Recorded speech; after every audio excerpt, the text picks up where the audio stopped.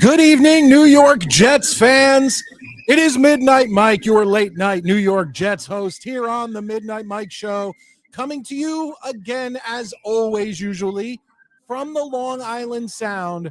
And I'm excited to be here Saturday night, 9 p.m. Eastern Standard Time. We have Midnight Mike Show trivia. We have Mike and Maddie's top five. We have your calls and a bunch of Jets talk involved in that. I am once again excited because I got kind of pumped up earlier on in the week. When I say earlier on in the week, let's hit that Jets chant first. Let's do that. Jets.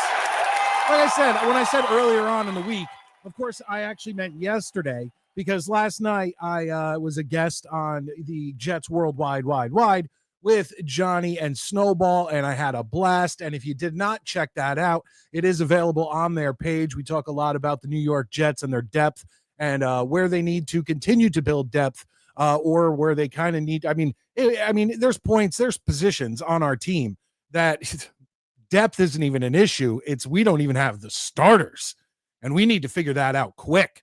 For the free agents that are out there just aren't out there.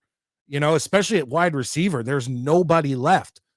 You know, when we're looking at our wide receiving room, we're looking at Garrett Wilson and now possibly Alan Lazard being number 2. Now, I know we've signed some free agents and all of that stuff. We can get into all of that stuff and talk about that.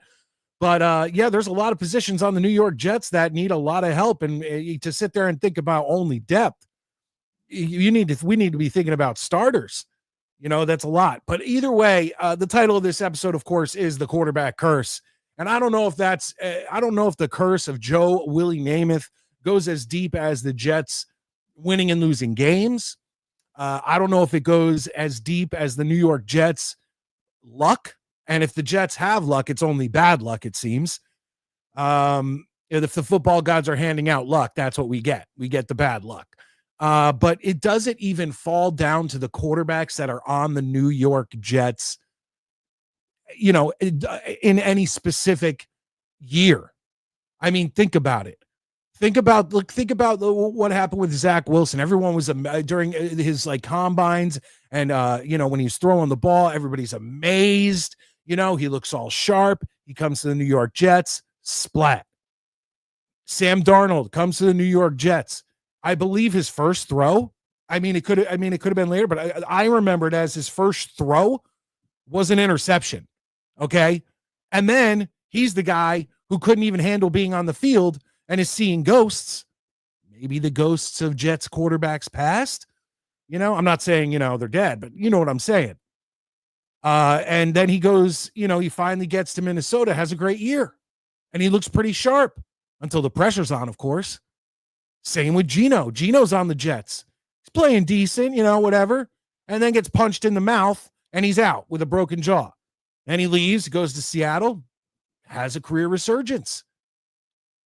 Kenny O'Brien never broke through that barrier of Dan Marino. Now, Dan Marino was one of the best ever, right? But Ken O'Brien, and not to take anything away from Ken O'Brien, I'll say that over and over again. I loved watching Ken O'Brien as a kid. But he never broke through where he would be when people mention Elway and Marino, they mention Ken O'Brien, which I think in a way is kind of a travesty because Ken O'Brien has as many Super Bowls as Dan Marino. Think about it. Big old goose egg. And then you come to this year with Jordan Travis.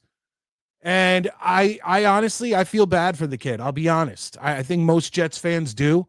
Not that I don't think many Jets fans saw him as the next franchise quarterback, but at least we wanted to see him be able to get out there and get a shot, get out there and see what he could do.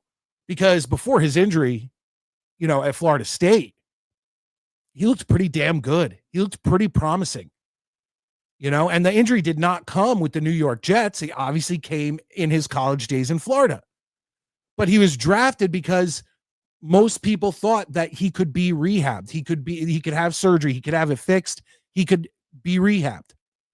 If another team drafted him, would it be different?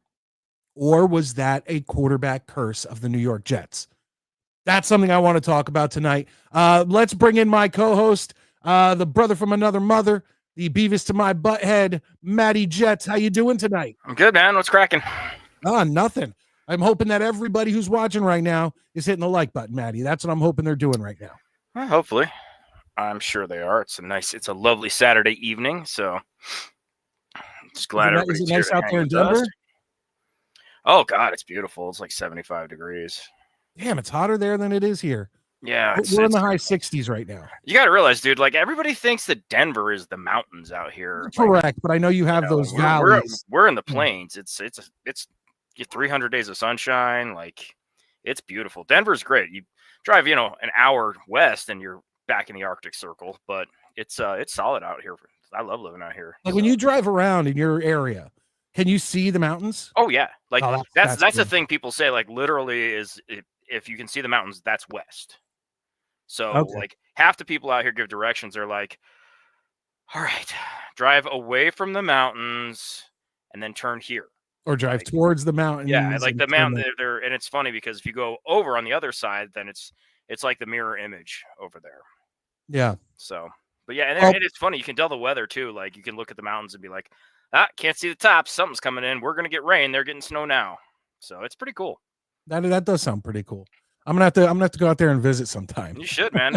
The thing is, I always joke, but when people, my friends from back east, come out here and visit, 40% of them have moved out here. Like I kid you not. Everybody's like, let me get this straight. I don't have to deal with 90% of the bullshit I deal with in the city. I got to watch my games on TV, which sucks. It's harder to go to a game. But holy shit, it's so easy to live out here. Well, I'll tell you this, Maddie. First and foremost, guys, I mentioned it as Maddie came on. Do me a favor and hit that like button. That's the first thing I want you to do. It's free. It's down below. I see the numbers tonight. I want to see them go up. How does that happen, especially with what we're going through with this channel? And most of you know what it is. I don't want to say it because algorithms and stuff pick that up. But hit the like button. Hit that like button, and that's how more people see, oh, crap, Midnight Mike Show is live. It's Saturday night. It clicks in their head, and then they come through and join us on the show. Maddie, tonight, I was just talking about this quarterback curse thing. I want to get your thoughts. I want to get everybody else's thoughts in the comments, guests we have coming in.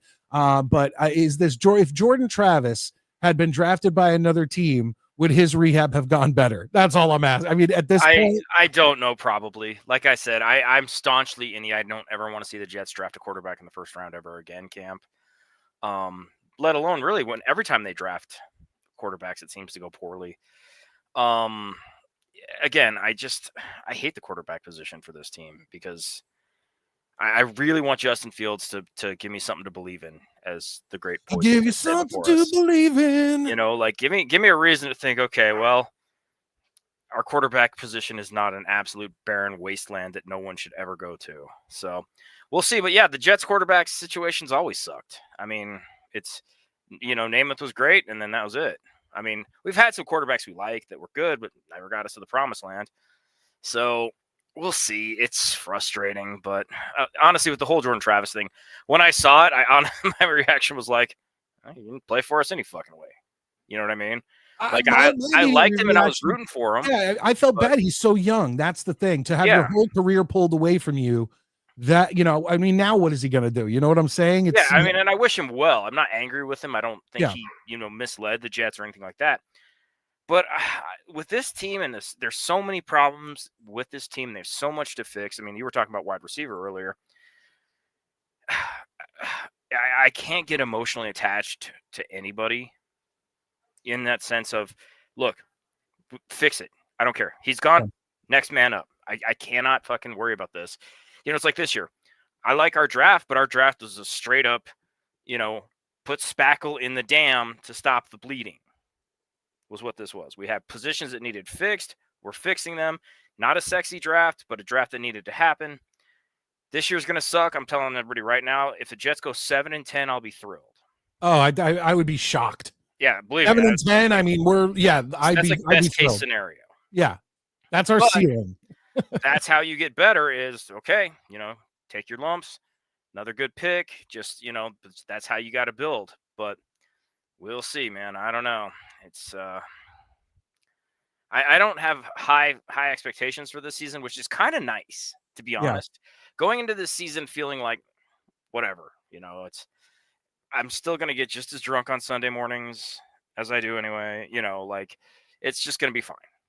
I have no expectations, so it's kind of nice in the sense I think it's gonna be nicer than last season. Yeah, because people can talk shit to me, but I'll be like, and yeah. Exactly. Last season we had all these expectations and they were just beaten into the ground. Yeah, it's like going out to the bar with a giant pimple on the middle of your fucking face. You're like, I ain't nobody talking to me. I'm gonna enjoy this beer and do some shots. Real quick, Snowball came in, Jets Worldwide channel member. Awesome hanging out with you last night, Snowball. No AirPods, no volume. I'm on the train just watching and reading the chat. Snowball, turn up the volume and make everybody listen to us. Yeah, be that guy. Yeah, be that guy. There you go. Valerie's in here. Infrared is in here. Let's effing go, Jets family. Pound that like button. Yes, hit that like button. Get more people in here. And Chris, one of our resident Bills fans, DJ was in here earlier. He said he didn't know if he'd be able to show up for this show. Don't y'all got Malachi Corley? He's good. Just gets a little drop happy in the end zone. Yes, friend of the show, Malachi Corley. Yeah, the guy who's blocked two-fifths of the people on this show. I mean, at this point, you got Maddie's safe. I'm blocked. Tommy Jets is blocked. Abe, I believe, is safe. And Sean Neutron should, of course, be safe because he's a Vikings fan and he's too busy posting about wrestling. I don't even tweet it at athletes anymore. I don't see the point. I was just trying to get. I know you were just trying to be nice. My thing is, I don't even bother even trying to talk to him. I don't even know if I follow any on Twitter anymore. Real quick, just checking this out, making sure that all you guys are in here.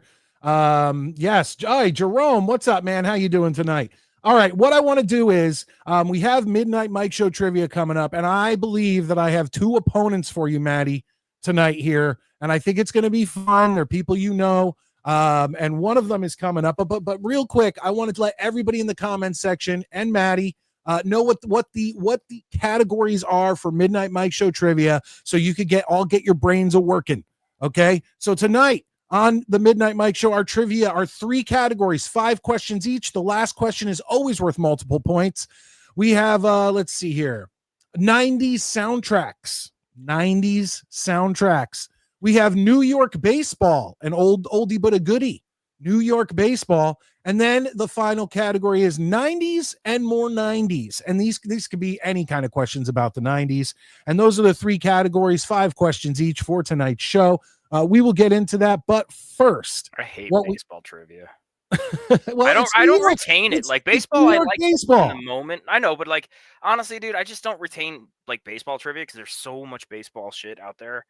That I literally the only thing I can tell you right now about baseball is the Mets kick ass and there's a doubleheader tomorrow. Well, the reason I did New York, and you're starting to sound like Murdoch now. Tell me what you want the categories to be. I don't want you to change anything. Okay. I'm saying I suck at one. That's all. I'm not complaining about it. It's a fact of life. No, what I will say is the reason I chose this tonight is because both our New York teams, the Yankees and the Mets, are leading their divisions. And why not enjoy a little New York baseball trivia in honor of the 2 teams leading their divisions? Yeah, man, it's surprising. It's been nice. And I think if you want me to be completely honest with you, I think you guys hold on to it longer than we do. I don't know, man. I'm seeing little cracks in the armor that I'm not liking and some injuries here and there, but we'll see. Well, barring injuries, obviously injuries can fuck up any team. Right. but it is what it is. But Hey, John. what I want to do is bring in one of your first opponents so that when we get to around 9:30, we can start Midnight Mike Show trivia. Yeah, but first, tonight. Yeah, we haven't talked to him yet about the draft. We haven't talked to him yet about, obviously we didn't talk to anybody about the quarterback curse and Jordan Travis going down. And we'll bring him in. I hope he's ready. Ladies and gentlemen, Honest Abe, the Jets fan himself. Ladies and gentlemen, let's bring in Honest Abe. How you doing? What up, no? What's up, babe? How you doing? Matty, as bad as you're going to be in baseball, baseball's my thing. 90s music, I will probably answer the same thing every time and get it wrong each and every time. Okay. Well, to be fair, evenly matched. It's 90s soundtracks. It's more specific. Yeah, you're screwing me more and more. Okay. I see you're back in your car. I am. I'm homeless again. You got the body in the back, ready to go out into a field and bury it. You got a shovel and a body. That's all you need. Hey, it's like the song Stand, right? That's from the 90s or early 2000s, maybe. Stand? Yeah, Stand from Eminem. Oh, Stand? That's 2000. Yeah, you know the guy you're trying to look like, Matty? Not even trying. I've been rocking this look for a lot longer than that motherfucker. And there's no peroxide in here. It's just naturally fucking going gray. I'm just whipping through the chat here because I do want to see. I see more people coming in. Make sure you're hitting that like button. Oh, is John in here? John super chatted us. Awesome. We will get to that. Absolutely. I just want to make sure. Hey, Jets Worldwide, JWW. Hey, Valerie. It's up in Buffalo. It's 47. See, there's another reason why I don't want to have anything to do with Buffalo. Party with Peg and Artie. They were there with me last night. How you doing, guys? I appreciate you being here. Good stuff. Miguel Padilla in the house. What's up, Gangrene fam? He's not only a friend, but he's a channel member. Great to see you. And funny thing about Miguel is I was checking to see the last show to see who the technical current champion is, and it's John Radcliffe. But like Maddie, like you said, you don't show up for your match, you forfeit. So there will be a new champion crowned here tonight of Midnight Mike Show trivia. But I was looking at it on my TV, and my youngest daughter goes, "Miguel's a dog?" And I was like, "Yeah, of course." I was like, "It's a really smart dog, but of course." And she was like, can I see him? And I was like, "No, you're 5 years old. You should know a dog can't type." But yeah, Miguel, my daughter appreciated your little avatar. I'll let you know that. Okay. So moving along. Okay. So you're the guest here, Abe. Tell me what you thought, your first thoughts of the draft. It's really smart. It's really smart. And you bring in a couple of Detroit guys and Glenn and Tanner Eggstrom. And is that not very similar to what the Lions draft has been, right? One of their first picks under that regime was Penei Sewell, who's a stud right tackle, similar to what the Jets did. Had a bunch of the offensive line already in place. Let's solidify it before getting an unnecessary piece elsewhere. They got Sam Laporta, good run blocker, good in the pass game. You go and get Mason Taylor, kind of similar. And then I really like the Azarius Thomas pick. You're basically saying, like, yeah, we signed Brandon Stevens, but if this kid's better, this kid's going to play. Similar body type. Aaron Glenn clearly showing the type of corners he wants to build around there. Something that in Detroit, they don't really have. They don't really have that tall, lanky corners. They have more DJ Reed type, which is ironically enough where he signed. They have a lot of guys like that. Fourth round and on, I mean, look, it's a crapshoot. It really is. My biggest takeaway from it is not getting fat guys in the middle of the defensive line. Kind of disappointed they didn't get any of those guys. The receiver, all right, yeah, maybe he's good. Maybe he can't catch the ball. We've drafted 100 of these guys before. If he hits, awesome. I'm hoping he does. My hopes high? No. My hopes aren't high on anybody drafted on the third day. So I really look at the first 3 rounds, the first 2 days. What value did we get? How good of the players did we get? And I think that we absolutely hit a home run with the first 3 picks. I'm all in for it. I would have been okay with Tyler Warren at 7. I would have been cool with it. But the way it fell and the way it turned to us, you cannot have asked for a better turnout from your first and second round picks. Yeah, I mean, I'm happy, obviously, with Membu. I think we have the best offensive line that we've had in over a decade. I'm excited about that. You're going to need that for Justin Fields and Braylon Allen and Breece Hall to be running to open holes, all that stuff. That is going to help out a lot. I don't know how I feel yet about Mason Taylor. I'm going to be honest. I've heard and seen good and bad from Mason Taylor. And I think we got him a little earlier than we, he probably would have dropped a little further, but I'm happy that we got him. But Azraea Thomas, the cornerback, I've heard many good things about him, including from Tommy Jets. And I've looked at some of his film and some of his highlights. And once again, if Aaron, like you were talking about, if Aaron Glenn is the guy going and saying, I want this guy, you've got to trust Aaron Glenn. He's a cornerback. That's where he came from. He's going to know more about that position than he's going to know about any other position on the field. So I'm hoping that'll be a hit. Isn't it ironic though? Like Aaron Glenn wasn't that big, tall, lanky corner, but that's the kind of corner that he wants. You would think like a player coach would want somebody that was similar to them. But he's looking for a different kind of player, which shows you the brain of the guy saying, hey, the league has the game has changed and we need to adapt with it. I agree with you. That's the biggest difference of all the crap that we had all off season so far of, we hired another first-year defensive coordinator. No. This guy is different. He's not just, I'm just going to do defense, whatever it takes. No, he's adapting to the game, and he's proving that already. So, I trust Aaron Glenn 100%. Yeah, that's what I'm hoping with. It's like I trust him, or at least maybe deep down I just want to trust him. So I'll go with that. And if he's the guy, if he looked at this guy and thought he was going to be a force and that he's going to be able to use him at the cornerback position, by all means, I'm looking forward to seeing what the kid can do. There is one third day 3 pick that I loved, and that was the safety out of Alabama, Malachi Moore. I think that kid is Brian Branch 2.0, and maybe it is the Alabama thing, maybe it is the Detroit thing, but Malachi Moore falling to the 4th round was, I think, a huge drop for him. I thought he was easily going to be a day 2 pick, and getting that value, especially at such a position of need. Who do we have playing safety right now? Oh, that's one of our positions that we don't. I was talking in the opening. I was talking about how last night on Jets Worldwide, we were talking about depth. Like, who do we have, at depth from our starters at each position? And there's some positions where even the starters, you're looking for depth. No. Let's worry about the starters. And safety was one of those. Yeah, Cisco and Moore and maybe Stevens out there with the corner trio of Sauce and Azaria and Michael Carter III. I mean, our secondary, look, we have a great defense, right? So our secondary needed a couple extra pieces. I think we got them. I think the biggest thing is there's a lot of movable pieces, right? Stevens playing the corner and a safety position. This isn't Madden, right? We get so caught up in, he's the cornerback too, so he's going to play the whole time. That's what Madden does, right? In Madden, you put those two guys out there and that's it. Where in real life, like, there's a lot of moving pieces. So I think that we escape that reality of it sometimes and say, all right, we're going to put our best 11 defensive players on the field.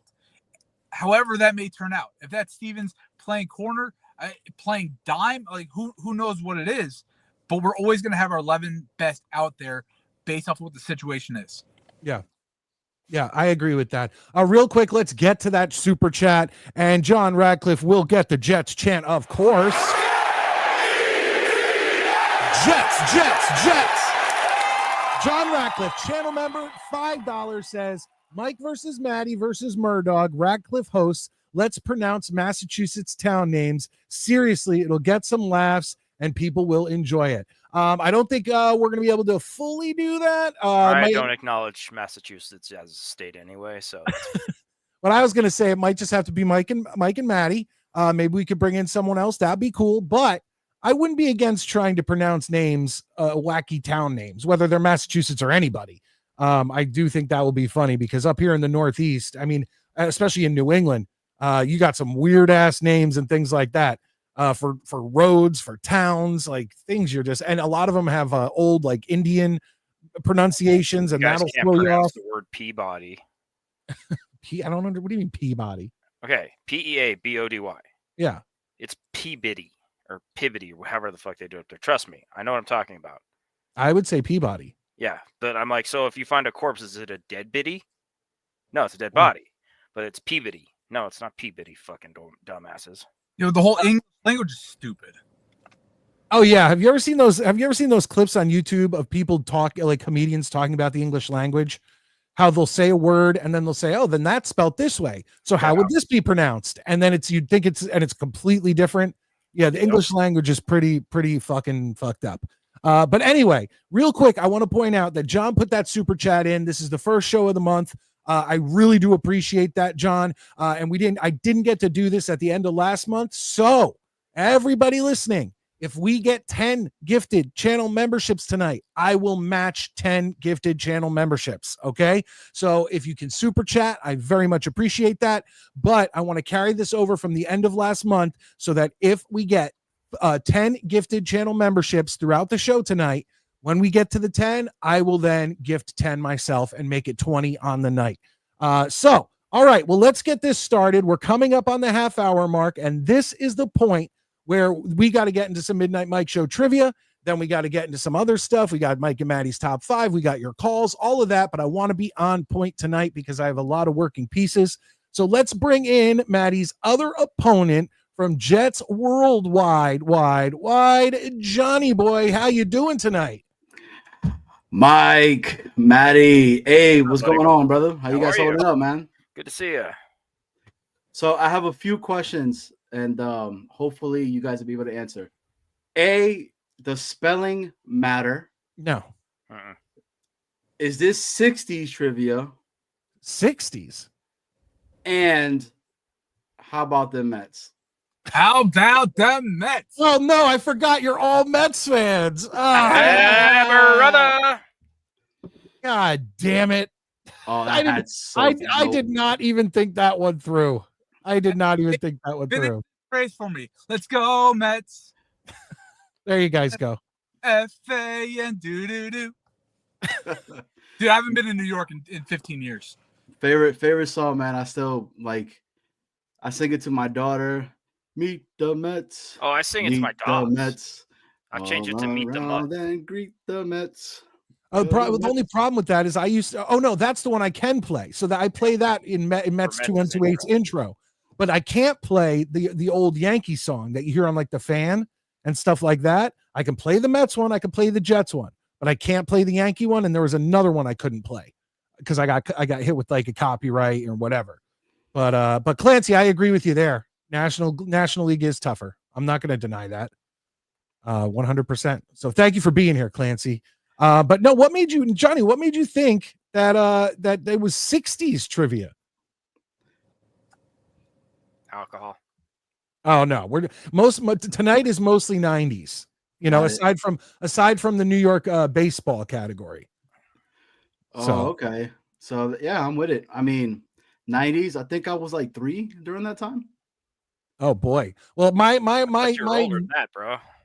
My wheelhouse is literally. My wheelhouse is 80s and 90s. So the way I figured it is, I knew you two were coming on. I figured, okay, let's do 90s. I'm not going to go into the 2000s or anything like that. But if I felt like it would be unfair if I did just 80s. Speaking of 90s soundtracks, I was getting my groove on today to the Deuce Bigalow soundtrack. That's not 90s, I don't think. I think Deuce Bigalow came out in 99. I thought it was 2001. We're going to have to check that out right now. Doesn't matter that fucking much. No, it does. I was listening to some Ted Nugent earlier. Little cat scratch fever. Mm-hmm. Yeah, I'm screwed for this music. You're right, Maddie. Hey, right. Look, man, we Mets fans got to stick together. So I got you. Yeah, no matter what, a Mets fan wins tonight. Hell yeah. That's true. Everything. And I do have to say this, Mike. So this is my first time on this, right? So I really do not know the rules, regulations, but how many times can I call Clancy to get the answer, and how many times can I call Snowball to get 0? The answer? There's no phoning friends. 0. No phoning friends. Real quick, we'll go around real quick. Bam Bam comes in, channel member. Who do you think had the better draft, the Jets or Big Blue? Maddie? Honestly, I would probably say the Giants had a better draft. They just, I mean, not that the Jets had a bad draft, but I was really impressed with the Giants draft. Abe? I think the Jets did. Mostly because I don't think Jackson Dart is a guy. I think they gave up a lot to go get somebody that's going to be a perennial backup. Yeah, you had the 3rd overall pick. You took the best pass rusher out there. Congratulations. You did what you're supposed to do. The rest of it, especially Jackson Dart, I was out on him. So I'm glad we don't have him. They got screwed with him. And Johnny. Oh, this is hard, but because I can't stand the Giants, but I'm gonna have to go against Abe and say it was the Giants because I believe first off in this draft, I didn't think that it was Cam Ward and everybody else quarterback wise, right? So that was that. But Dart being drafted to the Giants to sit behind Russell Wilson, Jameis Winston doesn't need to be put in off jump, especially in the New York market and the way how rabid at times we go. I think they had a really, really, really, really good draft because it's not only Abdul Carter and Dart, it's the other people that they were getting there that was just falling to them. Like Alicia Keys. Can I say this about Dart though? Because if the Giants don't win, Dable and all of them are gone. So now you're going to bring in potentially a new regime that with a quarterback being forced on them, a 1st-round pick quarterback being forced on them that they might not even want a part of. Well, and another thing is that Dart is going to come in and get used to this system, and then have a new quarterback, a new quarterback coach, new head coach, new all in his 2nd year. So that's not good for a quarterback either. Nope. I'm glad it's the Giants potentially getting screwed and not us for once. All right, guys, let's do this because I know Maddie has limited time. It is time for Midnight Mike Show trivia here on, of course, the Midnight Mike Show. Once again, we usually start around 9:30. And Johnny boy, listen up because these are the rules. There are 3 categories tonight. There are 5 questions in each category.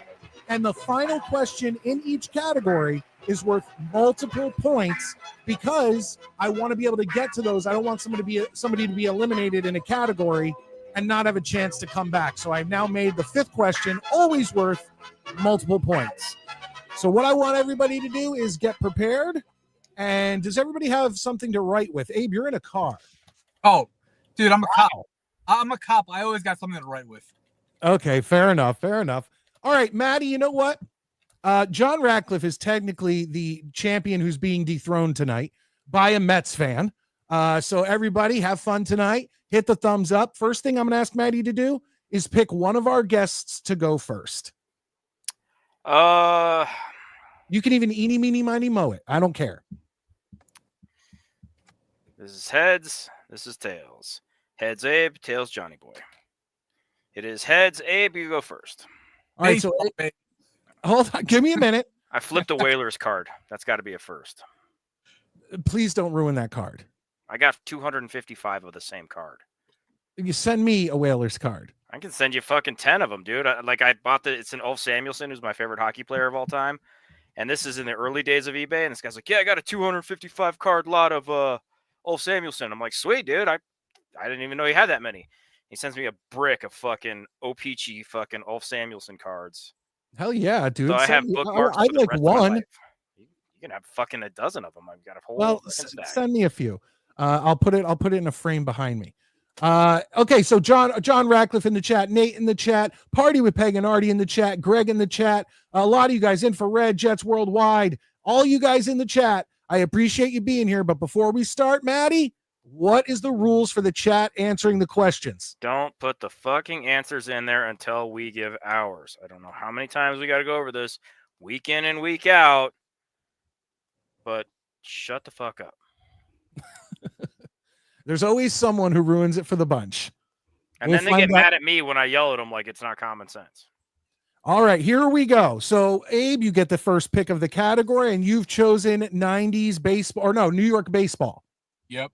All right, here we go. Question number 1, guys. When you are locked in, just hold up your little thing. You don't have to show me your answer. Just kind of wave it so I know you're locked in. And when everyone's locked in, guys in the comments section, go at it. You can put your answers in. Here we go. Question number 1 in New York baseball. This is worth 2 points. These are the years that Yankee and Shea Stadium opened. We're looking for two answers. These are the years that Yankee and Shea Stadium opened. Which Yankee Stadium did you have The open? original Yankee Stadium. Because if everybody remembers, I believe the new Yankee Stadium and Citi Field both opened the same year. I think it was like 2009 or 2010? I don't know.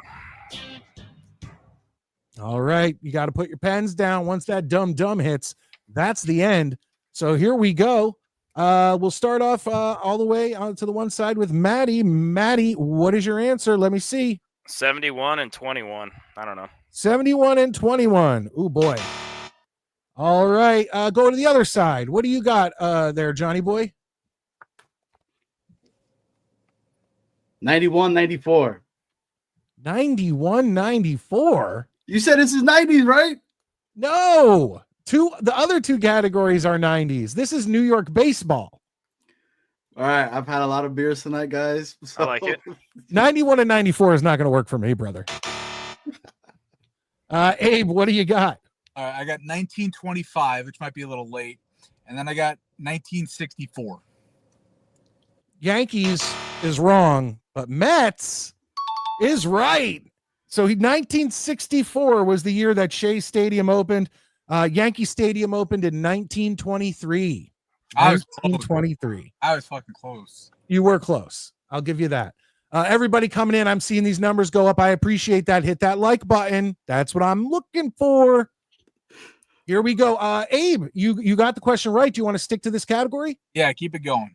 All right. Question number 2 in New York baseball, Johnny. New York baseball. Got it. Here we go. This Red Sox player celebrated his first World Series victory with the Yankees by riding a police horse around Yankee Stadium. Once again, for all you in the comments, don't write it in yet. Wait. This Red Sox player celebrated his first World Series victory with the Yankees by riding a police horse around Yankee Stadium. It looks like everybody's locked in. Johnny, are you locked in? All right. Let's bring down that music. You guys can start putting your answers in the chat. Once again, I won't get to them right away. But here we go. We'll start with Abe, who has a point. Abe, what's your answer? That is good old third baseman Wade Boggs. Johnny.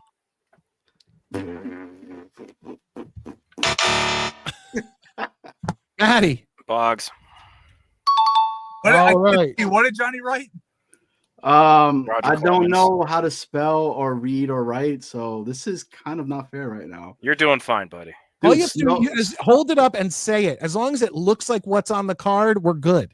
Got it. Dude, Snowball right now is going to Abe, I don't know if you know, but I do a game show actual podcast with my partner Snowball, and I am doing him no justice right now.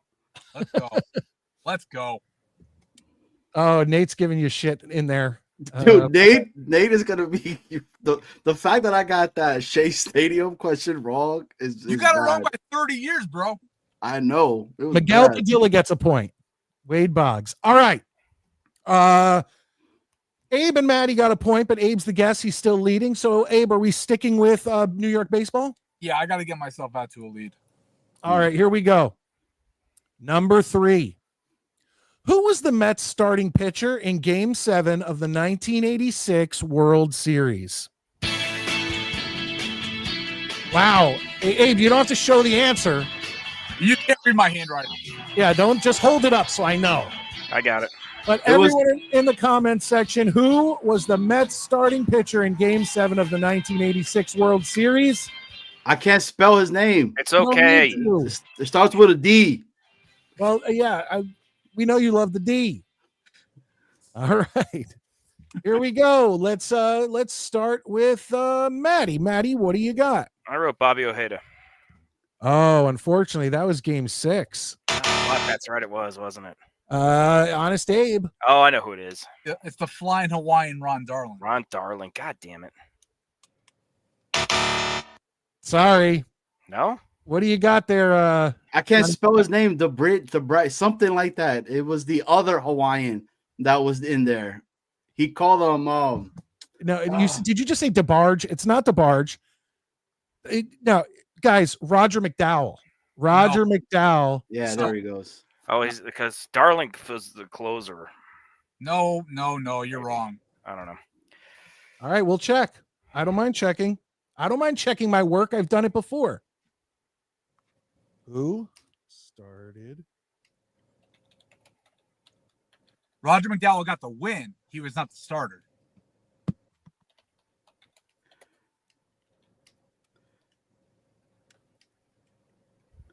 You know what? I think it was Darling because I think the other dude came in for him. McDowell, The other Hawaiian. McDowell got the win. Darling was the starter. I watched that game 100 times. Okay, you know what? You are right. I've checked it. I had who won, but I worded the question wrong. Therefore, Abe gets a point because I have the question written down wrong. So wait, and who did you say? Oh, Maddie said. I had Ojeda. I had games. Does You're it fair count enough. Does it count? I said D. No, it doesn't count that you said D. D. Oh yeah, sure. That could mean Dwight Gooden. I mean, It's not going to work for me. David Cohn. He was on that. He was in that. David Cohn. fine, whatever. Greg gets a point, and that is about it. A lot of wrong answers in there, which is another reason why you can't always accept the chat. Abe, I have no problem admitting my mistakes. You got the point. You're up 3-1 to 0. Are we going to question number 4? Yes, we are. All right. Question number 4 in New York baseball. What number is retired twice by the New York Yankees? There is one number that the New York Yankees have retired twice, and I'm not counting Jackie Robinson. I am not counting Jackie Robinson. This is real. Not that that's not real, but this is 2 players retired with the same number. I don't even need to know the players. Just give me the number. Okay.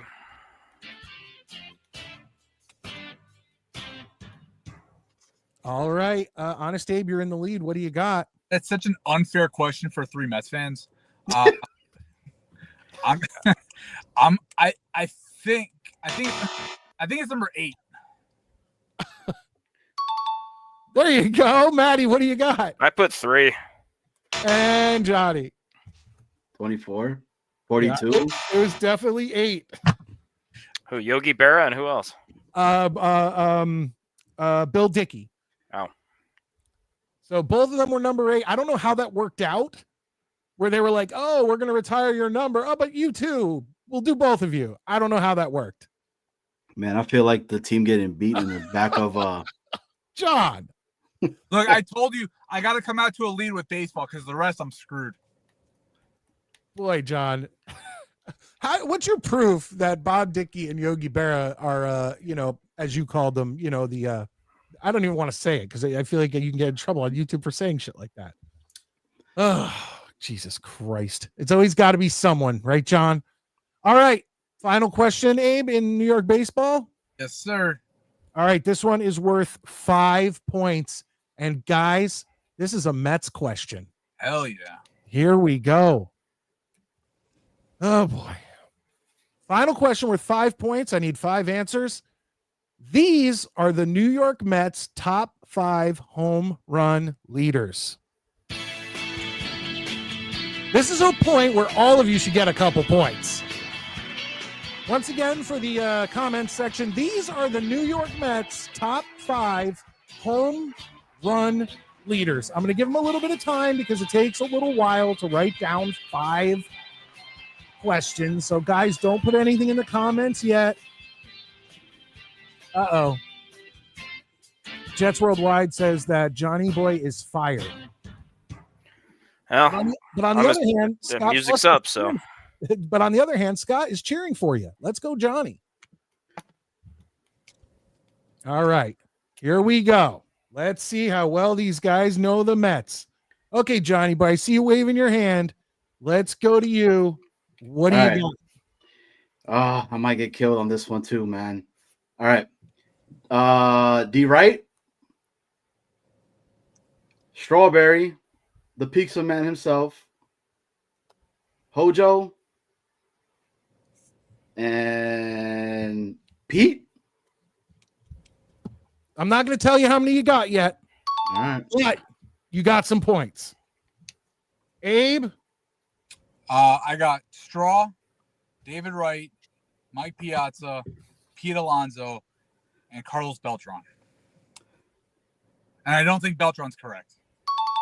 I'm not going to tell you how many you got right. Maddie, who do you got? I only got 4 of them. I got Straw, Alonso, Wright, and Piazza. All right, here we go. Maddie got 4 correct. Abe got 4 correct. Johnny Boy went all the way with all 5. Got all 5 correct. Boy. There you go. So now the score is Maddie 5, Johnny 5, Abe 8. So Abe is leading going into our next category. And you know what? Since Johnny Boy got all 5, he's going to pick the category. By the way, welcome, Jay Quest. I appreciate it. John Radcliffe, our former champion. Bobby Bonilla, wrong. Fran Tarkenton, wrong. Big Bird, wrong. Juan Soto, Bernie Madoff, none of those are right. But Miguel Padilla comes in and gets a few. Mike Piazza, Daryl Strawberry, Bobby Bonilla, Howard Johnson. You got 3 of them. Oh, by the way, Howard Johnson was the 5th. It was Hojo. Fuck. And I'm not wrong. I mean, growing up, I truly thought Howard Johnson's hotels were named after that guy. Yeah. Because they were also the same color as the Mets. They're not? No, the Howard Johnsons, I feel like, have been around since the 60s. Thanks, Mike, for ruining my thought in the hotel trivia. I only said at Hojo Howard Johnson's to support the Mets. What the fuck? Living a lie. All right. So, Johnny, you have control of the board. We're going to do 90s soundtracks or 90s and more 90s. This could be anything in the 90s. Well, you know me. I like to go the distance. So give me more. Baby, give me more. All right. 90s and more 90s. Here we go, folks. Make sure you're hitting that like button on your way in. Oh, I love Maddie's face. It's awesome. Question number 1. What 1997 N64 game features James Bond and is named after this 1995 film? Bingo. Gonzo, cover your answer. Can you say the question one more time? Yes. What 1997 N64 game features James Bond and is named after this 1995 film? Is that you? That's you holding it up there? Johnny, All when right. you hold it up, do it without the answer showing. Because you're gonna just give it, you're gonna give everybody points. All right. There you go. What do you got, Honest Abe? I got GoldenEye. Johnny. Hell yeah. The eye, that's golden. Matt 8. GoldenEye, of course. Of course. That's like when I hear they're reissuing the 64, and if they're smart, they're just gonna package it with GoldenEye. And it's the only reason why I want to get it, Maddie, because it's the truth. They're packaging with Are they? GoldenEye. Are they really? Okay, yeah. I didn't know. I just found out about it last night. So, Well, what do you mean pack? Is it going to be one of those small ones that's just programmed with I heard it's games? gonna be a big one, and it's gonna have but it's gonna have pre-programmed stuff in it. But I don't know. We'll see. Oh, okay. I plan on Googling it later, actually. Mm-hmm. All right. Johnny still is in control of the board. Are we sticking in this category? Oh, let's stick in there, man. Attaboy. All right, here we go. Question number 2 in 90s and more 90s. You've got mail was a famous line delivered when you opened up this 90s service provider. 2 locked in, 3 locked in. I can nail that. I mean, come on, that's good. What do you got, Johnny boy? You've got mail. America Online, AOL. Maddie AOL, of course. and Abe. AOL. All right. They're going to get a little harder now. Maybe This is not. for you, Mike. It's for Maybe you, Mike. not. Maybe not this one. There you go. Mike, can I make a suggestion? I can't even read that because I can't. Oh, nice. ASL. There you go. There it is. 20M, New Jersey. 19F, South Carolina. Oh, Mike, nice. I'd like to Everybody talk will talk to me. Mike, can I make a suggestion? Sure. Similarly with the last Mets question, don't say yes or no until we've all provided the answers. Well, that's why you write them down. Yeah, but you can't see what I wrote. Whatever. I mean, usually I can. Okay, Usually I can. Well, considering there's no money involved, the honor system kind of reigns on. I'm good with it. John Radcliffe with a point. Believe me, Miguel I've with gotten a my ass point. kicked for the last like 6 weeks in a row. If I was gonna cheat, I'd figure something out. Yeah, this is for fun. It's for entertainment value. I've had already. You guys are doing better than my worst contestant ever. So And that was me 3 weeks ago. No, it wasn't. Well, no, there was that 1 week. That 1 week where it was like 2-1 was the final fucking. Yeah, score. out of 15 questions, Yeah, 2 to 1 bad. was the final. I see the answers from the reflection of Maddie's eyes and his the TV. So There you Oh, go. Maddie, you got to There you go. watch that. I'm gonna have to put my sunglasses on like it's World Series of Poker. Hell yeah. hell All yeah. right, are we sticking with this category, Johnny boy? All day, every day, baby. All right, here we go. Question number 3 in 90s and more 90s. Set in Detroit, this sitcom featured identical twins separated at birth.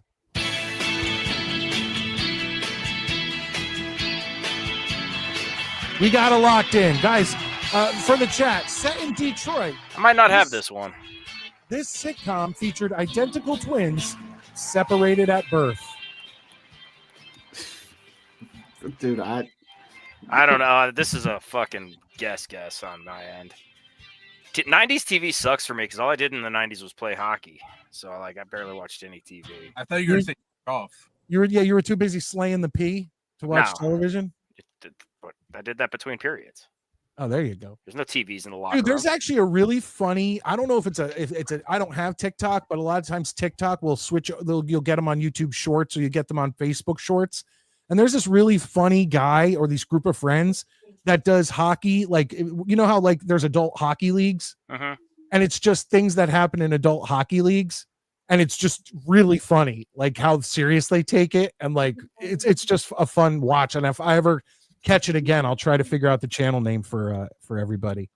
All right, let's move across the board. I'm not even going to tell you if you got it right or wrong because Abe is bitchy about that. Hell yeah, bro. What do you got, Maddie? Sister. What do you got, Abe? Sister. What do you got, Johnny boy?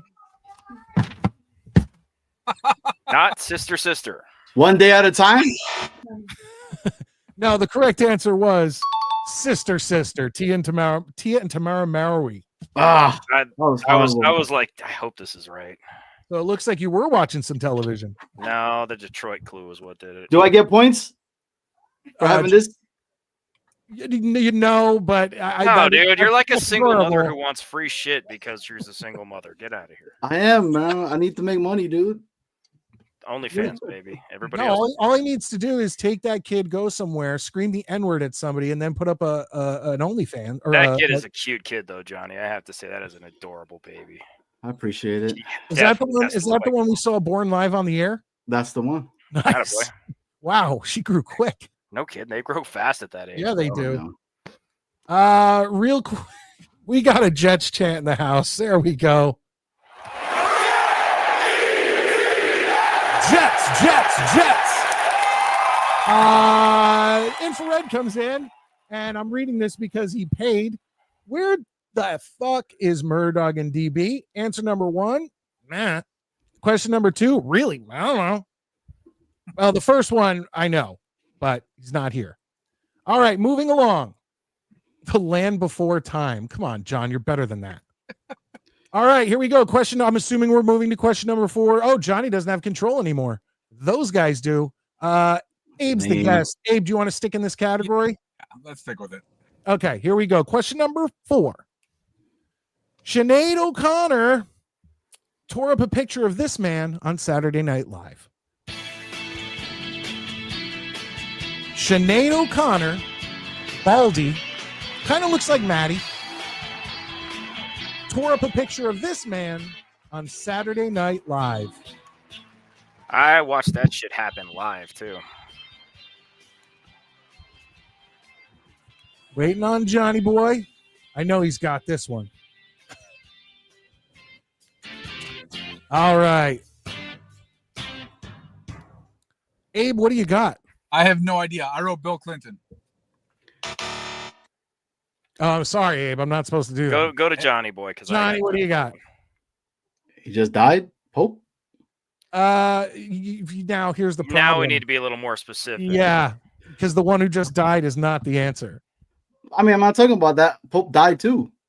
Okay, quick, give me a name. 5, 4, Pope. 3, Pope. 2, 1. El Papa. Give me the correct answer. Pope John Paul II. Come on, man.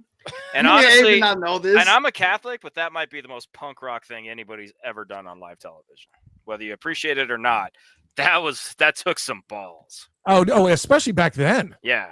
Nowadays, it'd be like par for the course. Now they'd just be like, "Oh, it's okay. That person's trans. They don't understand." I gave you the Pope in Spanish. Papa. Well, just like Ryan, you're not going to get a point for that. But just like Maddie and Miguel, they will get a point. So there you have go. a point. JP the Deuce. It would actually be fucking hilarious, Scott, if she just randomly decided to tear up a picture of Joe Namath.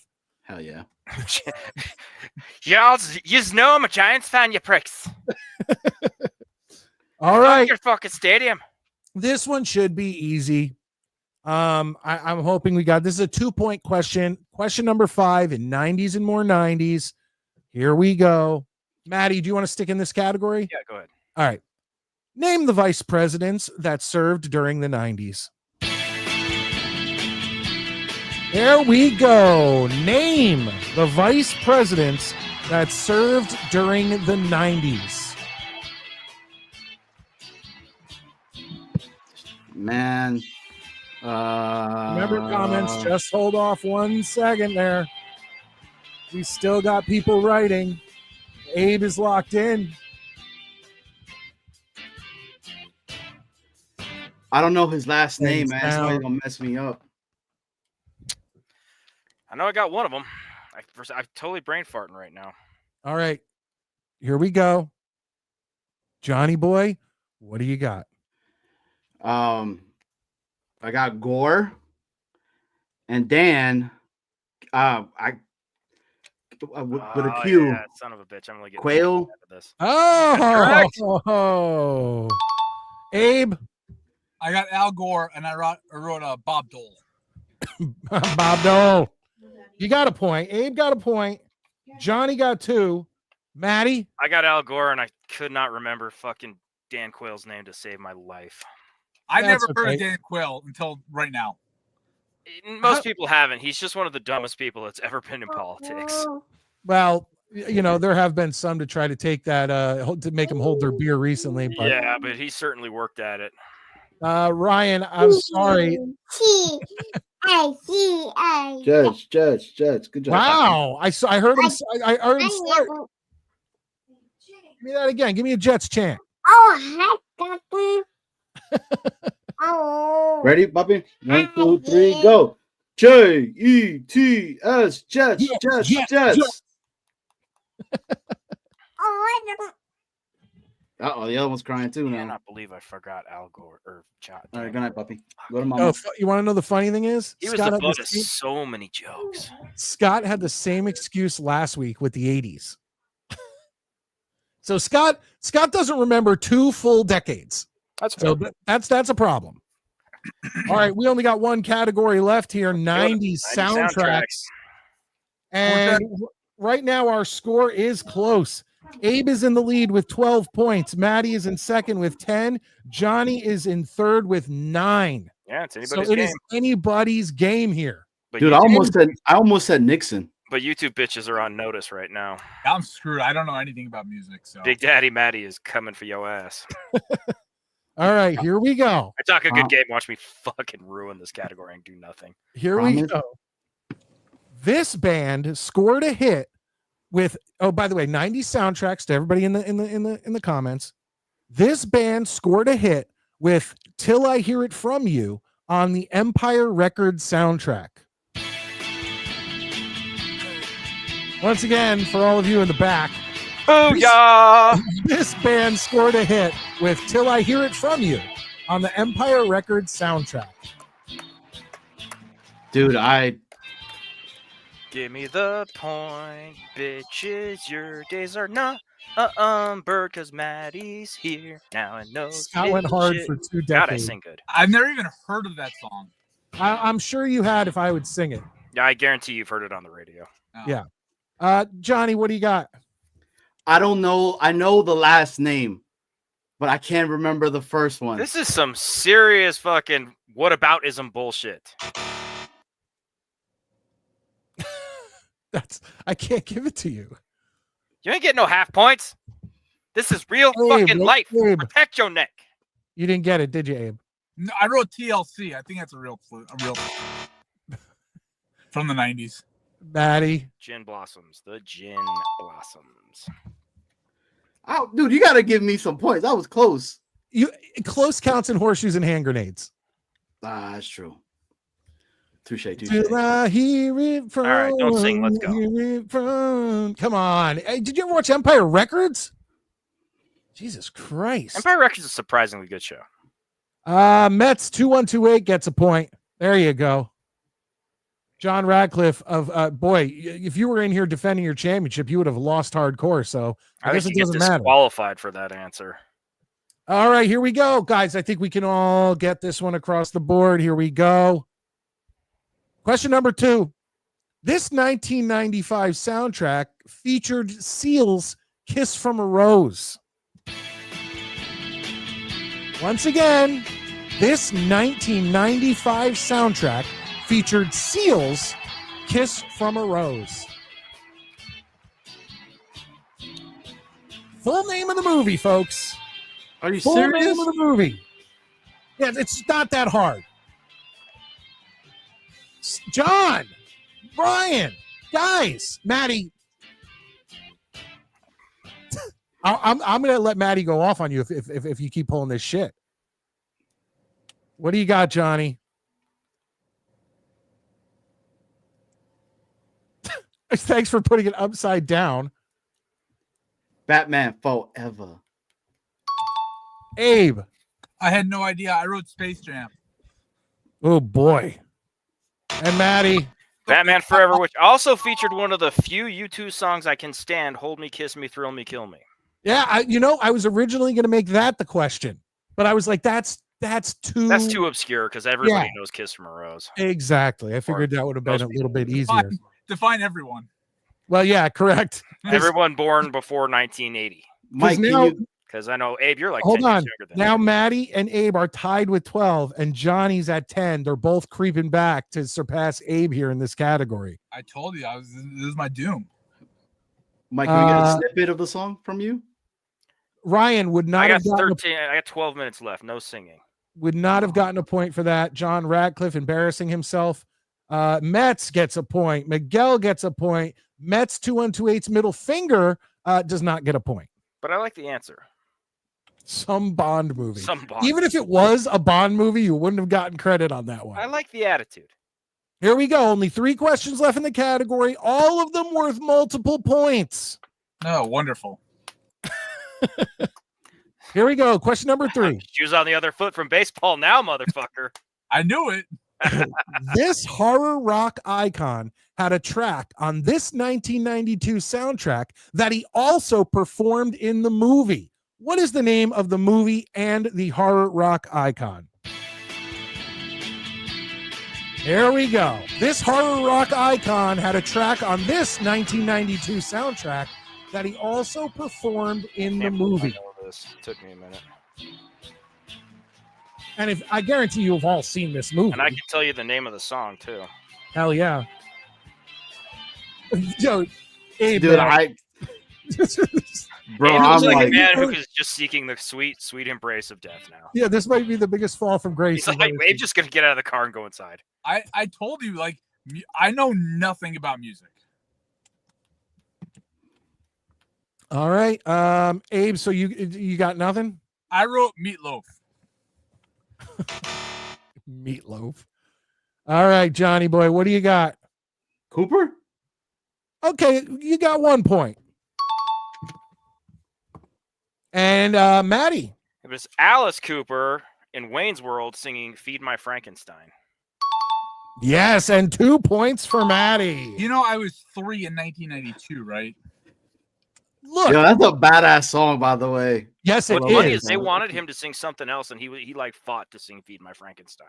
Dude, I love that song. Yeah, That's one they of the reasons wanted him. I bought forget. that I think they soundtrack. wanted him to sing one of his like more iconic from earlier, and he was like, "I'm doing this or I'm not doing Poison or It might have been, but he fought to sing "Feed My Frankenstein," which I think. I'm glad he did. I'm glad he did. And his contribution to the Friday the 13th Part 6 soundtrack is unattainable. It's so much respect to Alice. Can we not forget the classic "Shocker" with "No More Mr. Nice Guy"? Oh, like that? No, retard. Oh, that's a different symbol that Mike just put out there. That's for something else. by the way, if you've ever been on Aerosmith's Rock and Roller Coaster in Disney, their guitarist, why can't I get his name? Either Joe Perry. I think Joe Perry's the right. Yeah, answer. he flashes the shocker in the where you're standing in there. It looks like you're in the studio with Aerosmith, and he flashes the shocker. But unfortunately, they're tearing that roller coaster. Oh no, they're turning it into something else. Question: what is the shocker? I don't know what Nope. that means. 2 in the pink, 1 in the stink. It's just about getting shadow banned. No, come on, you're allowed to say that. We had the Mets porno bit the other night, and that was good. I heard that. Here we go. 2 questions left. Here we go. 2-point question. This Whitney Houston song blasted to the top of the charts off the Bodyguard soundtrack. What is the song and the original artist? This Whitney Houston song blasted to the top of the charts off the Bodyguard soundtrack. What is the song and the original artist?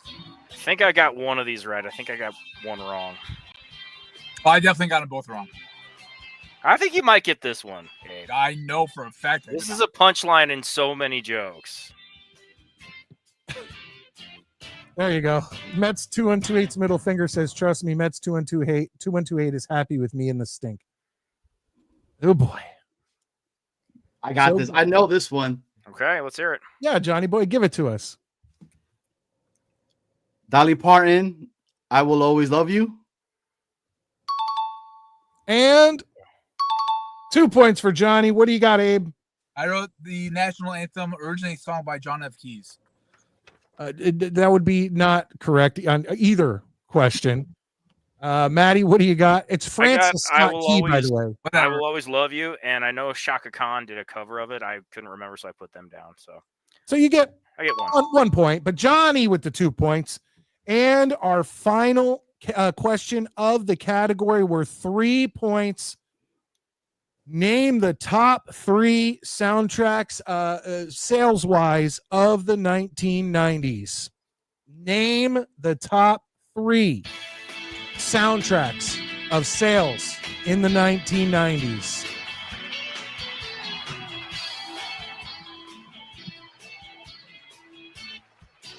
Oh, dude, this is hard.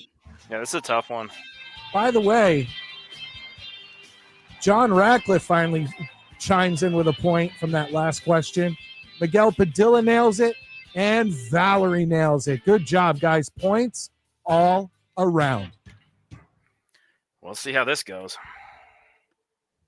A 3-point question. All right. Let's see who's in the lead. Ryan, they're soundtracks, not albums. Ooh, this is a close one. Ooh. All right. Johnny boy. No, you know what? Abe, you are in last place by 1 point. What do you got? I wrote The Shit from the Titanic, Something by Britney Spears, and I Like Red Hot Chili Peppers. You got 1 point. Hell yeah. Attaboy. Johnny, what do you got? All right, so I almost messed up, but I think I got it. So I have to say Titanic, right? Because, I mean, my heart will go on. You just said it, right? The Bodyguard, Whitney Houston, Kevin Costner. And then John Travolta and what's her name? You know, they do this crap together and all that. Yeah, you don't get points for that. Pulp Fiction. There you go. Oh, I was thinking he was going to Saturday Night Fever. I thought he was going Grease. That's sure ain't, or Grease. Yeah, that ain't 90s. But you get Johnny came in with 2 points. Damn. 2 points. Maddie, Johnny has tied you. You need one of these to win the game. All right. Well, I got the Bodyguard. Okay. Great. The Crow. Okay. And Friday. You got 1 point, Maddie, to take all the I victory. needed, bitches. That is all you needed. And ladies and gentlemen, your winner, Maddie Jets, takes home the crown and becomes the new Midnight Mike Show trivia champion. Believe me, I think that was yourself one a of our round of applause, better Maddie. played games. I mean, that was very close. I mean, Abe owned the baseball question. He did. Johnny, I think, has somebody behind the camera stealing signs. By the He way, did very well. I thought it was Pulp because I remember that movie was that was a huge soundtrack. It was from a that huge Dick Dale soundtrack. song. What were the top three? the top three were number 1, The Bodyguard. Number 2, Titanic. Mhm. Number 3, The Lion King. Oh, I didn't even think of that. Oh man, I never would have fucking got that. Yeah, I would have never got that one. But you're right. How Yeah. low is Space Jam on that list? Because I fucking love Space Jam. You've answered Space Jam way too many times, Abe. Dog, And you've been wrong every time. respect the game, bro. I Respect. hate Space Jam. Your Hey, Dollywood Space is an Jam awesome is place, pure. by the way, Let's guys. all just blow Michael Jordan propaganda because he's not nice. He wouldn't have signed a basketball for that fucking catcher, and he sucked at baseball. Dog, it's the greatest movie of all time. Oh no, I think No. Honest Abe is saying this new Space Jam with LeBron James is the best ever, right? I have yet to see that one. I was gonna say Okay. anybody who saw the first one and didn't hate it, like I didn't really hate it, can't bring themselves to watch the new one. I haven't seen it. I can't watch it. There's no way. No. By the way, if I could do my math here, I got 1, 2, 3, 4, 5, 6, 7, 8, 9, 10, 11, 12, 13, 14, 15, 20, 24, 25. Out of 26 total points, Maddie won with 16. That's pretty damn good. I'm pretty impressed with that. And you guys weren't far behind. Johnny 16, came in 15, second with 15, and Abe started out big lead, Yeah. but then couldn't do much after that. Ended with 13. Abe looks pissed, dude. He's in the car looking for a hooker to kill. Whoa. He's already got her in the trunk. Yeah, dog. I'm just playing, bro. I'm just helping society. Dude, All right, I was sweating, man. I was like, if I don't get this, Well, when he got Titanic and I didn't, I was like, I'm fucking gonna lose this. It had like the last second. I was like, fuck it. I'm jetsing my way out of the game. That's for sure. what was the top 5? Pulp Fiction had to be there, right? I It didn't. had Look, to be. I did the top 3. No, I don't think Pulp Fiction probably even made top 5, dude. I mean, it had that catchy Dick Dale like hook at the beginning, but that was about it. I bet. Well, I don't know if Les Mis counts as a soundtrack. That was fucking huge. By the way, if you were to do that for the 2000s, I might have stood a chance. Because a lot of that early 90s stuff, I was so young, I have no recollection of. Well, that's the thing, man. Like, you can't hold it against Abe for that because he was like, that would be like trying to grill me on like 70s shit. Like, I like to go back and pay attention, but I didn't live through it. I lived through the 90s and vividly remember them. Right. I was born in 1989. Mets 2128's middle finger says, "Where is Mets 2128 butthole tonight? I will always love Mets 2128 butthole." Yes, Abe, there this is. will make you feel young. I started collecting comic books in 1989. And I have almost 15,000. Goddamn. Oh, So that's awesome. I used to have a large comic book selection because my uncle was very much like that too. Big comic book guy.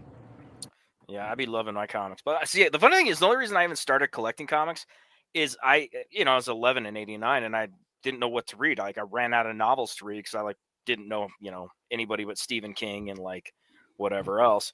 So my buddy was like, "Hey man, just check this book out called The Killing Joke. It's a Batman comic, but it's really good." And from then on, I was just like, "Oh, it's over." All right, real quick before I start letting people go, I know Maddie's got to go. I know Abe's got to go. Johnny, you're more than welcome to stick around if you can. We got a top 5 coming up. But before, I'm going to give you all 30 seconds to brag and be happy about the New York Mets. best part is watching them beat the shit out of the Cardinals. I fucking hate the Cardinals. The Cardinals are the Red Sox of the NL, and my God, they stink. I love it. I love watching our team do well, and it's going to get even worse for the rest of the league when Juan Soto really gets his shit to gear. Look, this team is real. This team is real, and it shows that the pitching lab has taken the Mets to a whole new level, because it's not just the starting pitching that everybody talks about, right? Like, yeah, Griffin Canning is turning into a guy again. Mania revitalized his career. Severino revitalized his career. All these guys are doing that, but we're getting guys in the bullpen that we've never heard of before, and they're all of a sudden becoming like Reed Garrett couldn't stick a minor league team, and now he's our eighth inning setup guy and one of the best in baseball. Like, I fucking love Brazaban so much I want to get his jersey. Dude, it's crazy how good the pitching staff has been because of the pitching lab. The offense will get there, right? Yeah. They'll have games where you only score 2 runs. The other team is paid to play also. So there's games where they won't be as successful. But goddamn, this pitching and the pitching lab is going to keep us in games all season long. Hell yeah. I have to say that I was pleasantly surprised with the pitching because it was supposed to be the other way around. We had all those injuries. We thought the bullpen was not going to be good. We were like, our starting pitcher is just hemorrhaging out pitchers right now, because we were like, who's going to be our starting 5? We had no idea, and look where we're at. Great. I just cannot wait until the bats start to get even hotter than what they are right now. And Pete Alonso, thank fuck we resigned him. Oh my God, he's been playing great. And the other thing too is this: Nate's in the he's in the chat, right? Nate has gone to, I think, like every home game, and he's won 13 out of those home games that he's been there. Yeah. So I'm putting this out there. He is our new Grimace right now. So Nate, keep going, dog. Keep going. Right. Real quick. Subway Series 2025. That would be epic. No, I don't want that. I don't want that because I don't have faith in the Yankees to win it, and that's what I said last year. That's the thing I feared the most. I didn't care if they lost to the Dodgers. I don't want to lose to the Mets. So please no, I'd rather the Yankees not make it. Like, that's where I'm at. But real quick, Maddie, I know you got to go. So give your final thoughts and have a good night at work. No, it's just good to see everybody, man. Abe, like I say, man, we can't get enough of you on this show. And Johnny boy, good to see you. I hope everybody has a good weekend. You too, I'm going to go and take back the cell block. So you guys be good, and I'll talk to you later. Have a good one, Maddie.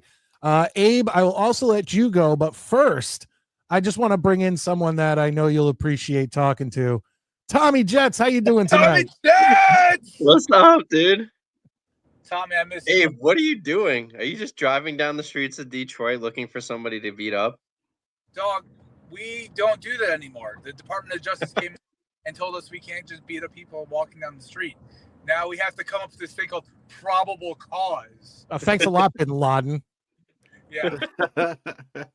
Can't just beat people up on the streets anymore. What the hell has happened here? God damn it.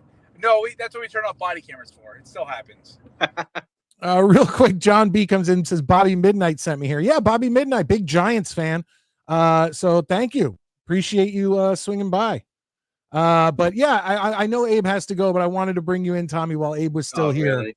So that he could get going, because clearly he's on the beat. And Maddie's watching the cell block. I'm just bringing him customers. Oh, there you go. Hey, that works. John Radcliffe does the same thing. So, does he really? Yeah, he's in the chat usually. I think he's still here.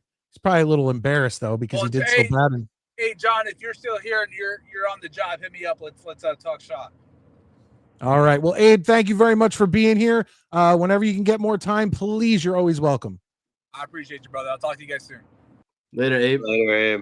Did he say if you're on the John, hit me up so we can conduct business? Job. Oh, okay. Miguel Padilla says, honestly, Abe doing Grand Theft Auto in real life. Close, but look, I don't know much about it except that it was delayed another year. But when you're playing Grand Theft Auto, aren't you playing as the criminals?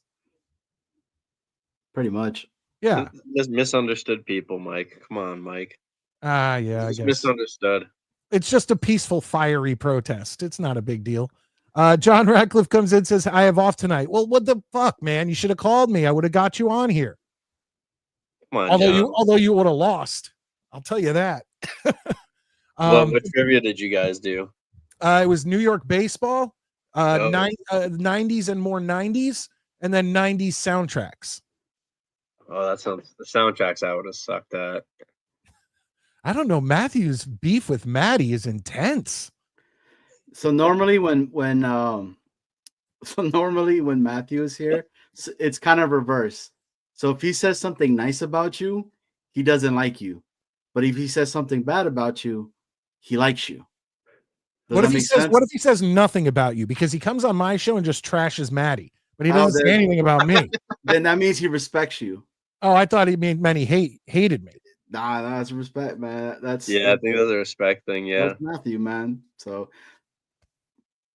wait, hey, Tommy, bro, it's awesome seeing you, man, dude. I loved when you would put up your stuff, when you would have it with Mike, that like exclusive video, and you guys were really talking about, man. Those were awesome, bro. So it's dope seeing you on here right now, man. This is cool.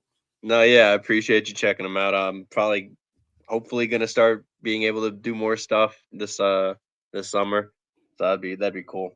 Hell yeah. I mean, yeah, dude, we did that mock one show for members only, and yeah, it kind of fell off once the season fell off, because once you don't have Jets to talk about, you have to start doing trivia and Mike and Maddie's top 5 and all this other stuff. So it becomes a whole different thing. Oh, there you go. Yeah, I guess you're right, Johnny, because he comes in and he says, Johnny knows my psychology. I got to tell Maddie that. Mm-hmm.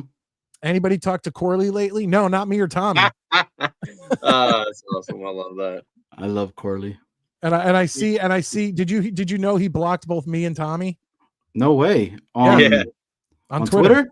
No way, really? Yeah. Well, it was he blocked Tommy because Tommy was writing for Jets X Factor, right?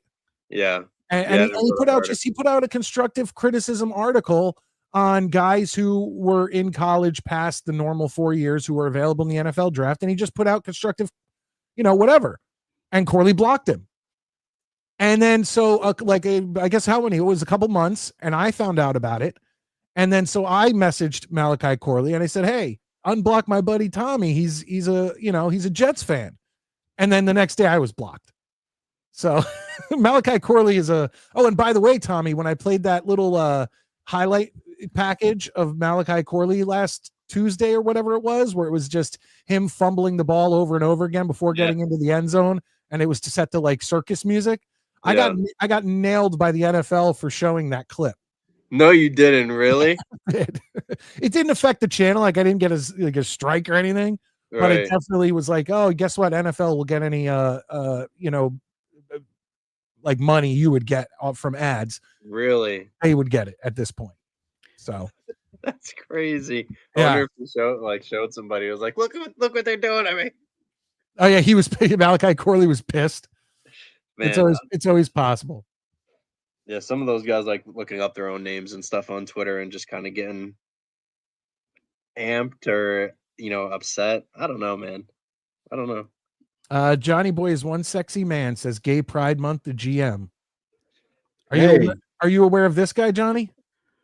Nah, man, but I mean it says on this tag thing, right? Gay Pride Month to GM. Shout him out. Hey, shout out. I got love for the fellas, man. John, DM me. That's all I can say. I'm not gonna sit on the show and say go like it's nothing bad. It is what it is. Mike, you got to show Johnny the video of you going off on Corley. I don't even know what show that was. And then I once again last Tuesday or Saturday I put up that video, and that's what I got nailed for. So it is what it is. Ricky, it's good to see you, Ricky. Good to see you in here. I'm okay at work. Just popped in to say hi. Hello, Ricky. Good to see you. I don't know if you saw Ricky, but was it last week or was it last Saturday or one of the last Saturdays? Maddie came on rocking your shirt, and it was awesome. I was jealous. So. Oh, really? That's cool. Yeah, Ricky sent him a Ricky NY shirt. Hey, and Mike, did you see that he started his channel? No. So, yeah. Okay, I told you to let me know. Yep, he started a channel, so he's put out some shorts, really informative. So shout out to Ricky New York Live. Do you know the name of the channel? Ricky New York Live. Okay. Yep. Okay. Anybody check that out and give them subscribe, all that great stuff. All that great stuff. All right, guys, we got to do hold on. 9 minutes left in the game. I'm doing Mets. We are on the edge of our seats waiting for you to show up. But first, we have an intermission report, and we have Mike and Maddie's top 5 with Johnny and Tommy tonight. And what basically this is how it works, folks. You guys in the chat, I know most of you know. If you're hitting, please, if you please hit the thumbs up. Can you help me out with that? But aside from that, put in a top 5. Any top 5, make it as generic as possible, and then off the cuff, improv.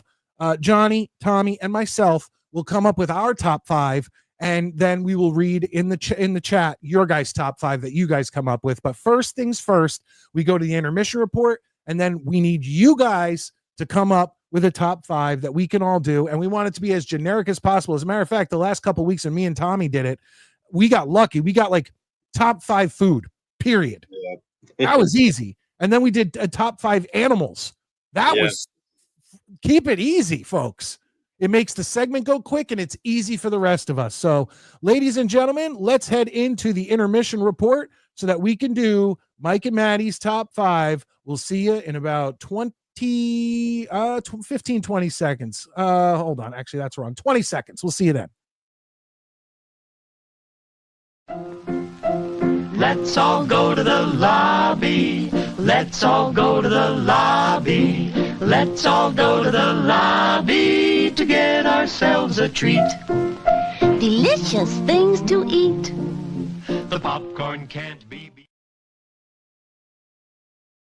All right. What I need to do is find a blank sheet of paper. There we go. Oh yeah, I should probably. I got it.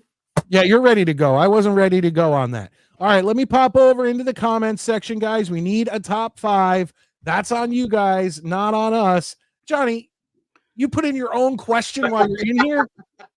Dude, I've had a couple of beers tonight, so I think it's awesome. They've all been different ones. I was still working on my first, and this one's like almost filled because I started the show with it. Should I just chug it right now? Yeah. All right. I'm not a good chugger. So tonight I started off with I don't know, can we put beer up here on your show, Mike? I don't know, can we? Am I going to get nailed for that too now? Little summer shandy. The wifey got it. It's pretty nice. It's not bad. Had a whole bunch of mixed beers tonight though. So well, I just broke my pen. That's not good. Because if I'm going to chug, I have to put an air hole in the opposite end. It just helps it go down easier. I remember my first beer. I was gonna say. I remember my first beer. Oh, come on, Mike. No, because when you chug it without the hole, it glugs and it gets all foamy. I've never seen a shotgun like this right now. No, but if you put a hole in the opposite end, it pours so easily. There's no that glug, glug, glug, and then it foams up, all that stuff. You don't need to do that. Here we go. I'm not good at this.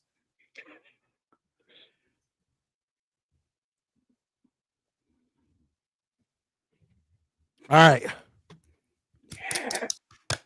Empty. But now I'm going to be belching. Yes. And I only know, by the way, I know 2 Hispanic beers. Which is? Modelo and Corona. You know more. You know more.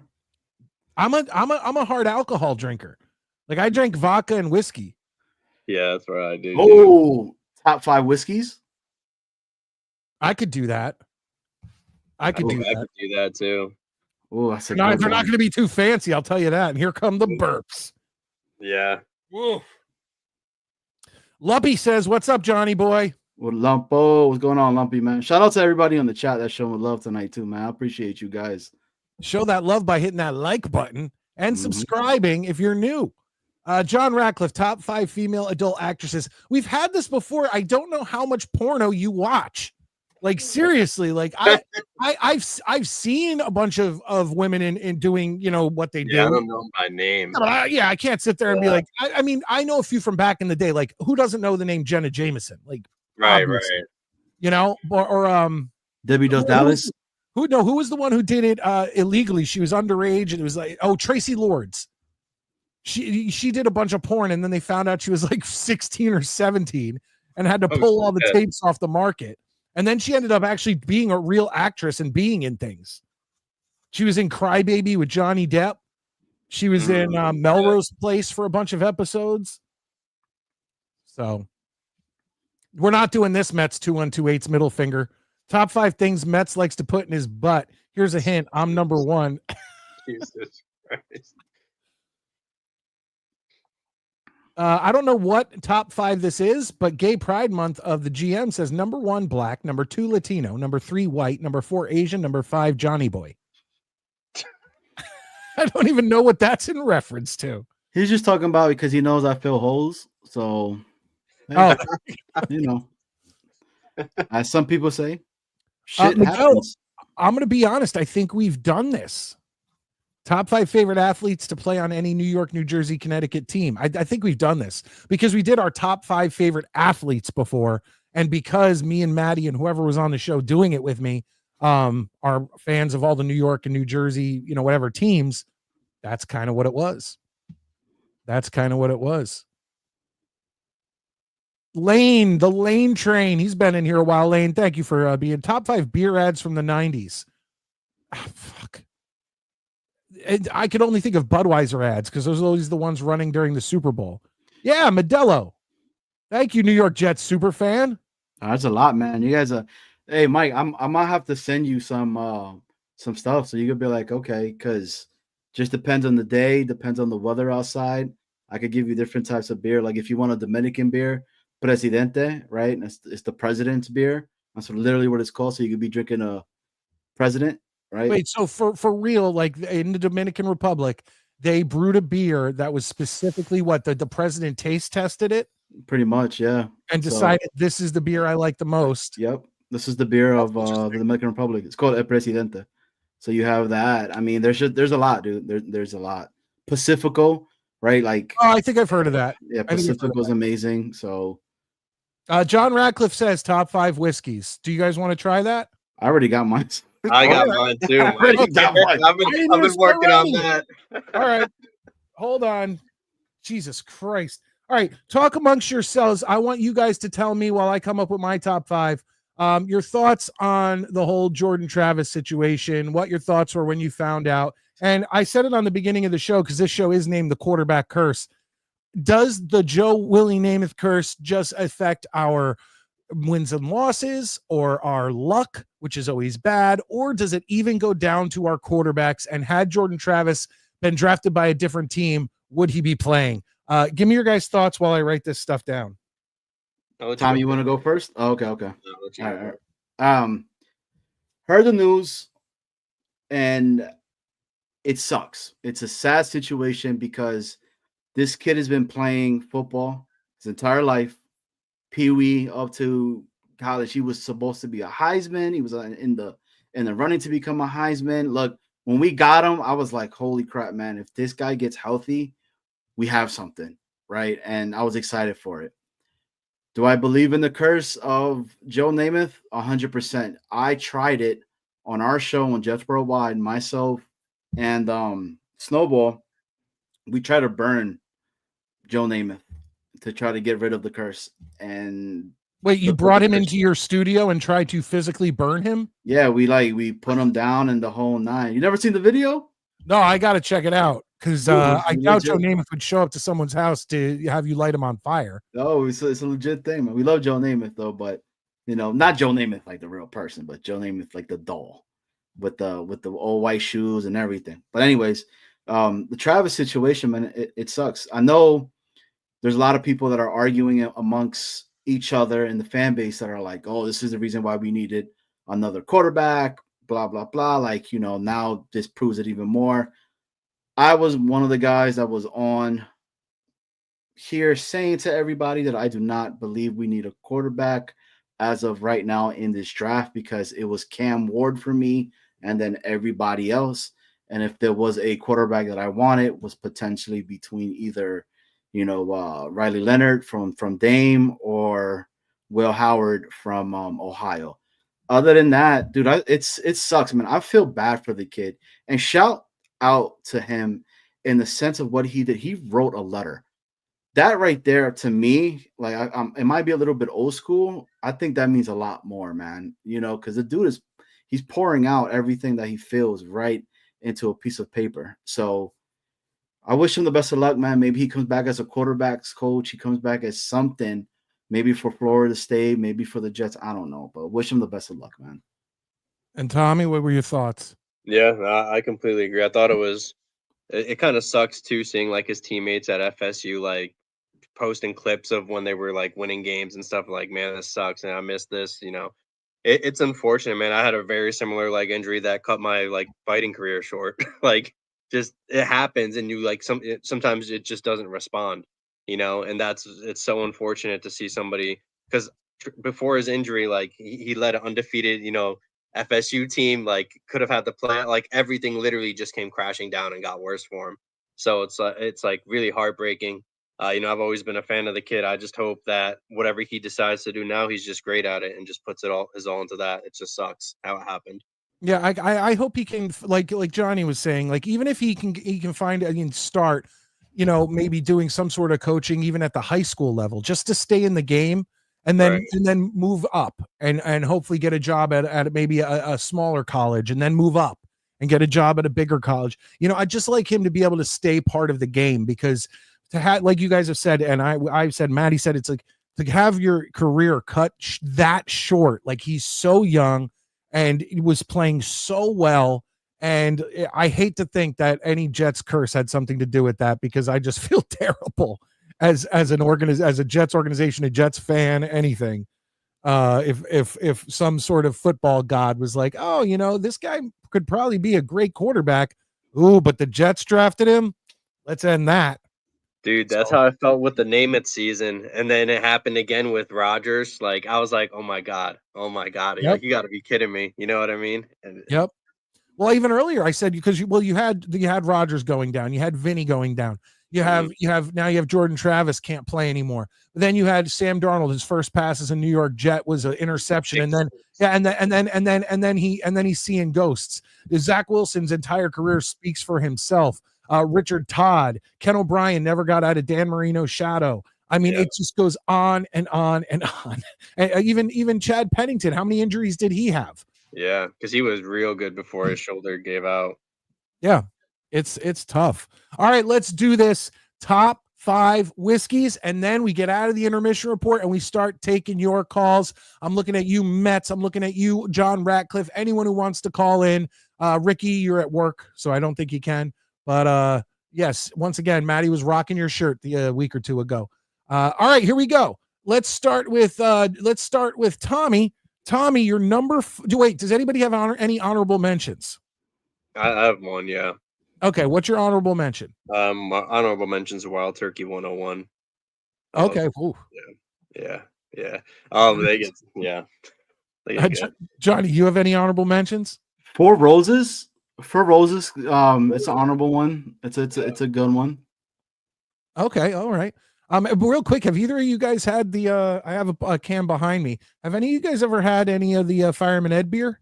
Yeah, No. it's good. Yeah, it's a simple American lager. It's simple, and that's what I like, because I'm not a beer drinker. So the IPAs and all that shit, the bitter shit, I don't like that. I've always been like a Miller Lite. I was a Bud Light or Budweiser guy. I like that simple shit. And his Fireman Ed beer is pretty damn good. I'm actually getting ready to purchase, Johnny, you'll love this. I'm getting ready to purchase the what is it called? The Dirty Devil vodka. It's Martin Brodor's vodka. Hell yeah. So I'm going to get some of that in the studio. But anyway, okay, let's do our top 5. Johnny, you start us off. What is your number 5? All right, so this is gonna go from like least to top, right? Okay. So I'm gonna have to go ahead and say, when I'm in I'm like, oh man, I want some whiskey tonight, and I want something that's gonna be kind of like okay and really decent. I gotta go with Jameson, right? Give me some Irish whiskey real quick. I'm good with that. I will. What's the word? I will keep going on that when I get to my Jameson pick, because Jameson is on my list. And I think I brought it up before, but I'll bring it up again. Tommy, you're number 5. Yeah, so I'm gonna be honest. Like I used to drink a lot, so there's gonna be some cheapies in this one, and one of those cheapies is Black Velvet because it was the only bro. It was the That's only bottom shelf plastic bottle. bro. It was the I lived in a very small town in Maine for 2 years, and it was the only whiskey that I could get other than this other whiskey that's also on this list that I'll name later. So yeah, going hard in the paint and fucking negative 30 degrees with some Black Velvet. Do you right? See, for me, whenever I was in my days of having no money but still wanting to get trashed, I never went whiskey. I always went vodka because I felt like vodka. It's like, so I remember getting like Nikolai 100 proof vodka, and, Yeah.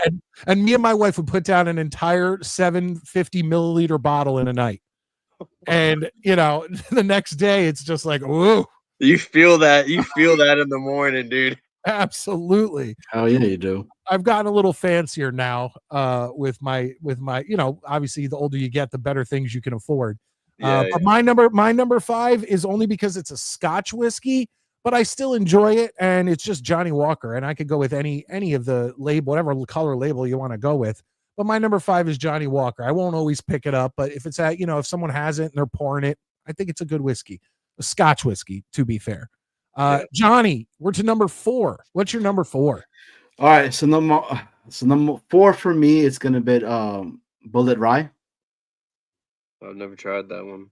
Super good. I probably pronouncing it wrong, but Bulleit, Rye. Like Bullet. Yeah, Bullet Rye. It's really good. It's super smooth, really good, gets the job done. That's my 4th one right there. I love it, bro. So, dude, I'm a whiskey cat, man. So this is because we're about to going back. I think you just said Johnny Walker, right? Yeah. Yeah. So you're gonna see how it flips for me.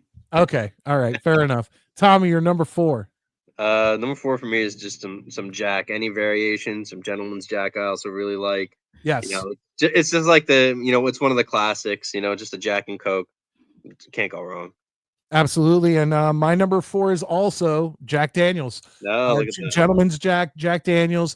The only reason it's so low is because from the other ones on my list, they're much smoother. I used to think Jack Daniels was a outstanding, whiskey. But that was when I was younger. And now when I go back and I do have Jack, I'll have it and I'll be like, ooh, there's a little kick there. There's a little kick as opposed to the other ones, which are the same, alcohol proof, whatever, but they're just smoother. But it is what it is. We've moved into our top 3. Johnny boy, what do you got? All right, so Glenfiddich, the one with the moose thing on the front of it. I've seen that. I haven't tried that one. Yeah, I don't think I've tried that either. Yeah, so that one right there is another one for me. That one, like it too, very good, very smooth, man. Just 1 cube of ice, good to go, man. I drink mine's neat, so I've moved. Yeah. It's so crazy because like when I even with my I was a gin drinker for a while, and it was always a gin martini, and but it always started out with, oh yeah, I'll have my gin, I'll shake it up, and I'll have my vermouth. And then I was never an olive guy, so I cut a thin cucumber and put it in, and it always gave it a nice fresh taste. That's cool. Yeah. Yeah. And then I got lazy, and it was like, okay, I'm just gonna shake up gin, like, because I just want to start drinking. And then it turned to just gin on the rocks. I didn't even shake it. And then it turned to gin neat. And then it went to, and then now all of my alcohols is basically just neat. And then I'll have something on the side. Like I'll have like a soda or a seltzer or something. So like I'll drink and then I'll grab my soda or whatever and take a sip or whatever. But basically of laziness is why I'm a neat alcohol drinker. Who? Is it my turn? Oh, it's my turn. It's my turn. Yeah. Tommy Jets, you're number 3. So this is another cheapie, very, very cheap. As I mentioned at like my number Black 5. Velvet. As I mentioned at my number 5, there's only two real whiskeys this place in my town sold. The other one was Evan Williams. I drank some Evan Williams in my day. Oh, dude. Whenever my buddies used to come up or my brother used to come up, we would just get freaking hammered. Oh, just good times, you know. All right. Are those Evan Williams has the one that has the cinnamon in it, They right? do And have one with that, and, yeah. and, and when we're doing like stuff for like Halloween and whatnot, we'll get a whole bunch of the Evan Williams cinnamon one, and we'll make like little Oh, that Jello sounds shots and good. stuff like that with it. So, Yeah. real quick thing, if anybody out there wants to, hey, and Mike Lumpy put up a really good comment up here that he stated that if we have to explain it, then it's not good. And it's exactly so when you're asking me like, yo, like, you know what, I can't explain it Yeah. because it's just for me, it's what I like to taste. I love the taste of it, bro. Like when I sip, dude, I have, man, I probably got a shitload of stuff over here. Like I got like little things like this, bro. I get all fancy with it, man. So it's just like you were saying. I need to actually fill this up because I haven't even when I like I have my little J to pump it in so it doesn't get no air inside of it or Oh, nice. yeah, we could get really into a whole bunch of this stuff. No, my alcohol, I don't even keep it in the house. I keep it. Oh, I have one of those. I have a Marty Moose. Definitely have a Marty Moose. But my alcohol just sits out on I don't even chill it at this point. It just sits out on my screened in patio because that's where I go at the end of the night. And I don't want to have to keep walking in the house to fill up my cup. So, you know, it is what it is. But my number 3 is Maker's Mark. Makers. Yeah, it's a good whiskey. It's not the one I will go to. My top 2 are the ones I go to anytime I want to go pick up a whiskey. Especially my number 1 is the whiskey of my choice. But Maker's Mark is awesome. And hell, who doesn't love that bottle with the melted wax? And it's just it's good. And the commercials are very satisfying to watch them pour the red, wax down on the bottle. Yeah, they got a good gimmick going. We're to number 2. We're to number 2, Johnny Boy. And then I'm excited for Tommy because we're finally getting off of Black Velvet and stuff like that. But Johnny, what's your number 2?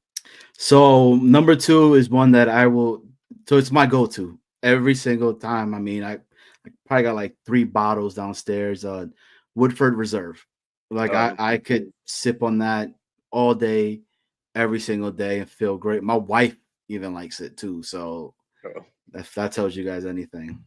Wow, do you have like a whole liquor cabinet or a liquor?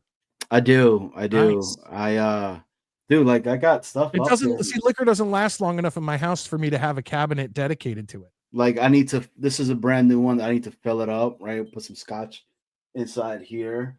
I know you like history and like world stuff and everything. Mike, I do. And I got this really cool. I actually won this from my job. I don't know if you could see it, right? But it's like, hold on, give me a second. Globe. Yeah, it's like a whole globe, right? You could drink. You're supposed to get different whiskeys from different parts of the world, and I won. Man, and do you mark it? Do you mark the glass or something? I do. Yeah, I haven't touched them because I haven't put anything in them and everything. But this is like one of my favorite ones right here, dude. Oh, Jesus. Like, this stuff right here. Look so, and I got more downstairs. This stuff is in my display case up here, just because it looks nice in my office. You know. So. Yeah, that's pretty sweet. But my bad, guys. I started. No. Tommy, what's your number 2? Number 2 is 1792 whiskey. It's a small batch Kentucky bourbon. Love it. It's really, really, really smooth, especially when it's chilled. I drink that just clean all the time. It's one of the few whiskeys I can drink clean now without having to take a sip of anything else on the side. Nice. My number 2 was Johnny Boy's number 5, and I just love Irish whiskey. So I go Jameson at number 2, and like I said, I bring up something when it came up. But my mother-in-law randomly one time brought over Jameson and cranberry juice and was like, "You have to try this," and just made a mixture of it was really good. Really? So yeah, it's not something you'd think of or anything, but it was actually really delicious. So Jameson and cranberry, try it sometime, folks. Let me ask you guys a question. With your whiskey, do you guys smoke cigars by any chance? I used to. I actually have a humidor right over there with cigars in it.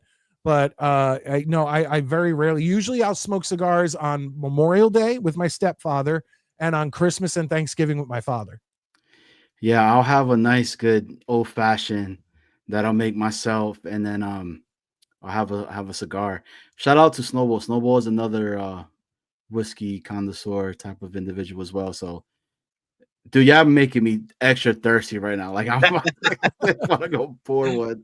Actually, for my dad had his his most recent wedding, and I say that because it was his fourth, down in Key West, and he hired a guy to come over from Havana to roll cigars for everyone in the wedding party, whoever wanted any.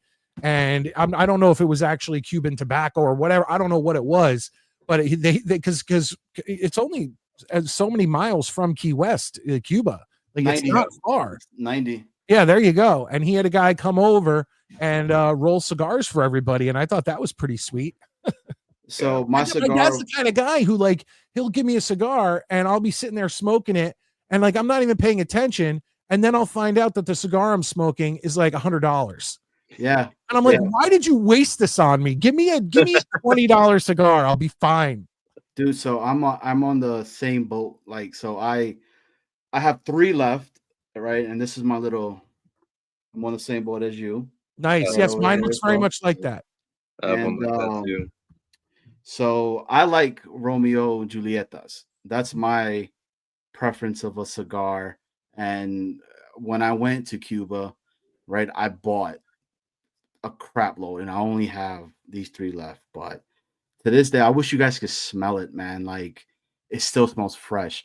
That's the difference of whatever tobacco they use, because there's no, like, I don't know, they don't put no kind of like pesticides or Right. whatever in any of that stuff, like, so it stays. And as long as you put it, in a humidifier like this, it keeps it fresh forever. So, dude, just That's sweet. You know what? You know what? My favorite cigar is that is reasonably priced. Macanudos. ooh, okay. They're just, they're not insanely priced. They're not cheap, but they're not insane. And they're just it's just a nice cigar you can get at a normal cigar shop. And I've always just found that if I just get a Macanudo, I'm happy. 100%. But all right, where are we now? Number 1. Number ones, Johnny. What's your number 1 whiskey? All right, so when I have something that I've done and I've want to congratulate myself, right? So I have a bottle of Johnny Walker Blue Label, Texas edition of it, though, right? My favorite, man. Like, What does that mean? It's Texas edition. It's only made in like Texas, and it's like aged like insanely, and it's Blue Label as well. They don't make a lot of it, is what I'm trying to say. So when you buy it, it's it can be pricey, and that's for me, man. Like when my daughter was born, I had a cigar and I had probably half of my cup of some Johnny Walker Blue Isn't it Label, bullshit? man. Isn't it bullshit that when your kids are born, you can't just go into a room at the hospital with a bunch of other men and smoke cigars anymore? That's bullshit. It is. You used to be able to do that, but now Really? when I was, I think even when I was born, you could go. The men had a room. You could smoke in hospitals. They had rooms that you could go into, and like that. You know how they hand out like chocolate cigars at whatever. They used to hand out real cigars when babies were born, and like all the fathers would be in rooms. You can't do that shit anymore. Oh man, this place has gotten soft. That's crazy. I didn't know that. Yeah, that's what I'm saying. Tommy, what's your number 1? Number 1 is this a nostalgia one, man. I'm going with the SoCo 100 proof, though. It's cleaner. It's a little bit cleaner. As I used soon as to you do say a lot 100 proof, I'm like, whoa. Oh, bro, I used to only drink like 100 and up for a long time. I used to do a lot of music stuff and tour around, and between that and there was this like a hemp infused vodka that they gifted us, or it was either vodka or gin, I can't remember now. But like that's my number 1, like, period, any alcohol, any liquor drink. What But is it? yeah, oh dude, it's amazing. I gotta remember the name of it. I think I still have a bottle because they gifted us like 40 for this trip we did. Holy moly. Oh, dude, we were just getting fucked up all night. I love it. So like, it's a nostalgia thing, and for whatever reason, I just love the taste of SoCo, man. All right. Well, my number one, and then we're going to get to some of these comments. I've been holding off on comments. My number one, again, an Irish whiskey. It was my little brother's favorite. Rest in peace. And I still drink it every year around his birthday. But when I go out and I get a whiskey, it's Tullamore Dew. So okay. That's my whiskey. And that's it. And it's, I mean, once again, I enjoy it. It's not like a Jack Daniels. Once again, you drink a Jack Daniels, you get a, but with a Jameson and a Tullamore Dew, you don't get that. Right. 100%. So I'm happy with that. Once again, I don't need $150 bottles. Now, if I'm gifted them, anyone want to send me $150 bottles of whiskey? Please be my guest. Hey, yeah, you guys saw my list. I could use a little upper. I've been blessed with people that have because of what I do, right? So like I've been able to get different types of liquors that have been given out to me. I have a tequila that's it's like a $400 bottle that I've never opened it up since I've been married with my wife, because I didn't pay that much money, but it was gifted to us for our wedding. So like, and I looked it up because I didn't believe it, and I saw the price and I was like, holy crap, man. But maybe one day, I told the wifey, maybe on our 20-year anniversary we'll pop it up, but but I was gifted this stuff, so which is cool, because I got too many kids. I can't be out here spending no crap load. And Tommy, Soul Comb and Lime was my joint, bro. To this, so me and my boys, when we go out, just to see if we still got it, you drink that one drink that just brings you right back to your days when you were going out and acting like a fool, and it was always Soul Comb and Lime, man. So same here, bro. I grew up. I spent my formative years in New Jersey, and when you went out and did stupid shit, it was always Jaeger bombs, just constant Jaeger bombs. And how did we do that? That fucked you up 100%. And it just, because you know what, the sweetness of the Jaeger mixed with the beer and everything, it just tasted like a Dr. Pepper. And so after you've already had some whiskey or you've already had some vodka or whatever, you're not tasting Jaeger and beer. That's going to taste super sweet and delicious. And then you're like, fuck, I just put back 5 and I can't walk out of this bar. So it is Jaeger bombs and Ruppelmints. That's stuff. And I remember when I first started drinking, we always wanted to get like the cool looking alcohols. So it was Goldschlager and Aftershock. Oh, I remember Goldschlager, man. Yeah, same. But I hate those now. Like sweet alcohols are hangover central. You're done. 100%. You have to just go with straight real alcohol. As soon as you start pounding back Aftershock, which is like that cinnamon crystallized whatever, or Goldschlager or Jaeger or anything like that, you're just asking for a terrible hangover. Fireball. Yeah, Fireball. Fireball is the one that does it now. Like, no, my stepdad, I hate to say this, but he's a big P when it comes to drinking. And he came to me and was bragging. He was like, I drink whiskey now, whatever. And I was like, yeah, I'll take a shot with you. And he brought over the shot, and it was fucking Fireball. I was like, what the hell is this? This is whiskey? That stuff gives me the worst heartburn ever. I can't do it. I could do maybe a shot and like no more. Real quick, Matthew says, we aren't 70 years old. We don't know Jenna Jameson. I don't think you have to be my age to know who Jenna Jameson is. Don't let Matt say that. Matt was talking about Jenna Jameson and the different videos he watched the other night. Well, then he says, yes, top 5 trolls in Jets YouTube. How about Matthew Smith? Number 1. Yeah. Easy. All right. John Ratcliffe says, Johnny Walker double black, Johnny Walker green, Johnny Walker gold, Johnny Walker black, Johnny Walker blue. Mm-hmm. Not much. Hey, Johnny Walker's good though, man. Like it is smooth. I'm just trying to go through here and see if I have any more. What? Luppy, top 5 celebrity crushes not named Rachel Ray. Oof. Dude, one of my friends had a huge crush when we were younger on the mom from Home Improvement. Ugh. Isn't that weird? Out of all people. Yeah, isn't that the weirdest thing? Oh, top 5 celebrity crushes, real quick. Minka Kelly, easy, right? Minka Kelly all day, every day. I'm a big J Lo fan, so I'll have to go ahead and say J Lo, right? Yeah. Tomei, I can't ever pronounce it. Oh, Marissa. Marissa Tomei. Tomei. Oh, Ooh, she's Topanga. gorgeous. I get Topanga too. Diane Lane, I think it is, right? Like they just aged like fine wine, bro. And then number 1, it's just oh man, what's her Mine are all from my childhood. Like I don't have any like today. So like mine are all going to be old. They're all going to be like Kelly Bundy, Kelly Kapowski, Jenny, whoever, Kelly Taylor. Oh, I guess they're all Kellys. Kelly Taylor from 90210. It's just going to be all these like older, you know. Oh, Christina Applegate. Yeah, Christina Applegate, Kelly Bundy. Yeah. But here you go, Luppy. You want me to do this one quick? Top 5 Star Wars movies since tomorrow is May the 4th. Number 1, Empire Strikes Back. Number 2, A New Hope. Number 3, Return of the Jedi. And anything after that is useless. What do you got? I got right here. So it's not in order, but I just thought it. Number 1 is always going to be Empire Strikes Back. Yeah. All day. OG Star Wars, of course, for me. Yep.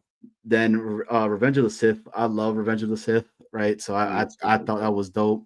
One of my favorite villains came on Phantom Menace with what's his name? I can't think of it. Darth Maul. Yeah. And then I loved Rogue One. I love. Bro, that was a good movie. I can't lie. It really was. The most badass scene. Wait, which one? Rogue One. There's no real mainish character kind of thing. Like there's one. I thought Rogue One was okay. I had no problem with it. I enjoyed it. It's one of the few Disney made Star Wars movies that I actually could watch again. But there was one Disney series that I actually really liked, and it was the Obi-Wan Kenobi. Oh, so good too, dude. I haven't seen that yet. When Darth Vader fights Obi-Wan, it is so fucking intense. Like it's 10 times better than the fight they had in Revenge of the Sith. So in Rogue One, the reason why I love Rogue One so much, because there's one scene, it's pitch dark, right? And then all you hear is Darth Vader with his Yep. And then all you see is just his lightsaber just oof, dude, and like he starts chopping everybody down, bro. It is so badass. Hell's Bells, right? Somebody made a video to that with Hell's Bells being played, and it's so badass, man. Like, look, I don't want to give anything too much away, but I'm about to. Here's a few spoilers from Obi-Wan. It's one spoiler. When in the no, Tommy. How do I mute you? Let me mute you. No. This is so because you know that like Hayden Christensen was in it. Oh right? Yeah, I know he's in there. Yeah. Okay. So when they're fighting, there's a point where Vader's hurt and he talks, and it's not only James Earl Jones' voice, but it's also Hayden Christensen's voice, and it's like so combined, fucking cool. It is. Like, I fucking love it. Real quick, Miguel Padilla comes in, channel member, number 1, Maker's Mark, Texas Whiskey, Knob Creek, Jack Daniels, Wild Turkey, honorable mention, Jim Beam. There you go. I used to pull down some Jim Beam. What's less than 2 weeks for Ricky? Less than 2 weeks till the party starts, and I can't fucking wait. May 19th, right? That's when the beginning of rookie camp. Is that what he's talking about? I think so. Either that or in 2 weeks is when the schedule comes out. Oh, I know the schedule comes out very soon. Absolutely. All right, guys, I'm just gonna there you go. Party with Peg and Artie. I'm a gin guy. Bombay is my choice. Yeah. I mean, if I'm like I said, I'm now a vodka guy, but yeah, I just drink Tito's. It's simple and it's reasonably priced. Yeah, Tito's is always a good choice for vodka. Right then and there, very smooth, man. So Luppy is a member for 1 month and uses his super chat, so he gets a Jets chant. Here we go. Jets. Comes in, he says, when was the last time you drank whiskey and what was it? a couple days ago, and it was what I had left in some Tullamore Dew. That's usually what I have if I have it. Last night, had some Woodford. we drink a lot. Yeah, dude. As soon as Friday hits, like, especially once the summertime starts to come, I love to grill. So I'm all about grilling. And I was grilling tonight, and the wifey was like, "Hey, let's go."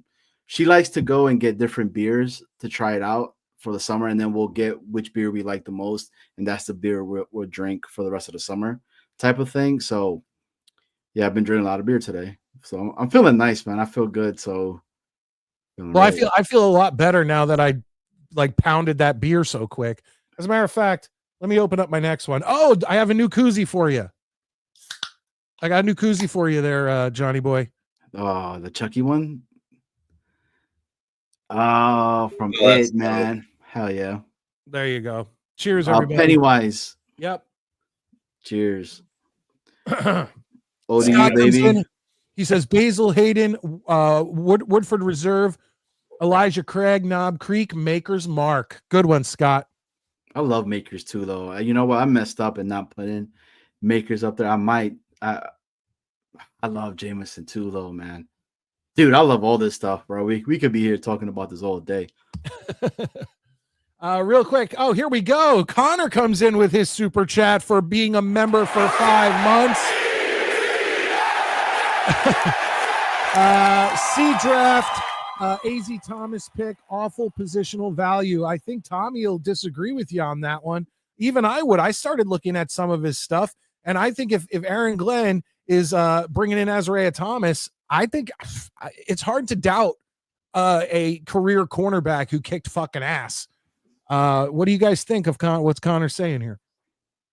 Yeah, I love the Thomas pick. I love the Azariah Thomas pick. Great man coverage, cornerback, 0 touchdowns given up. He's the only thing he has an issue with is not getting turnovers, but that's kind of the point of coaching, right? If Glenn can get those guys where they want to be, and plus I think they're going to probably move Brandon Stevens to safety. So I like the pick.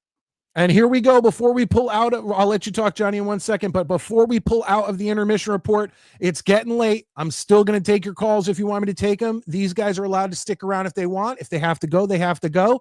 But Luppy comes in with 5 gifted channel memberships. There we go. Jets. 5 more gifted channel memberships, and I will gift 10 of my own tonight. So that'll make it 20 total. If someone can match Luppy there, and Loopy, Luppy. How is that pronounced, Johnny boy? I call him Lumpo. Lumpo. The Lump Man, baby. That's the Lump Man right there. Good dude. Real awesome, man. I'm looking forward to meeting him one of these days when we go to one of the events. Lumpy's a good guy. It's Lumpy. I think Lumpy. I don't know. Luppy.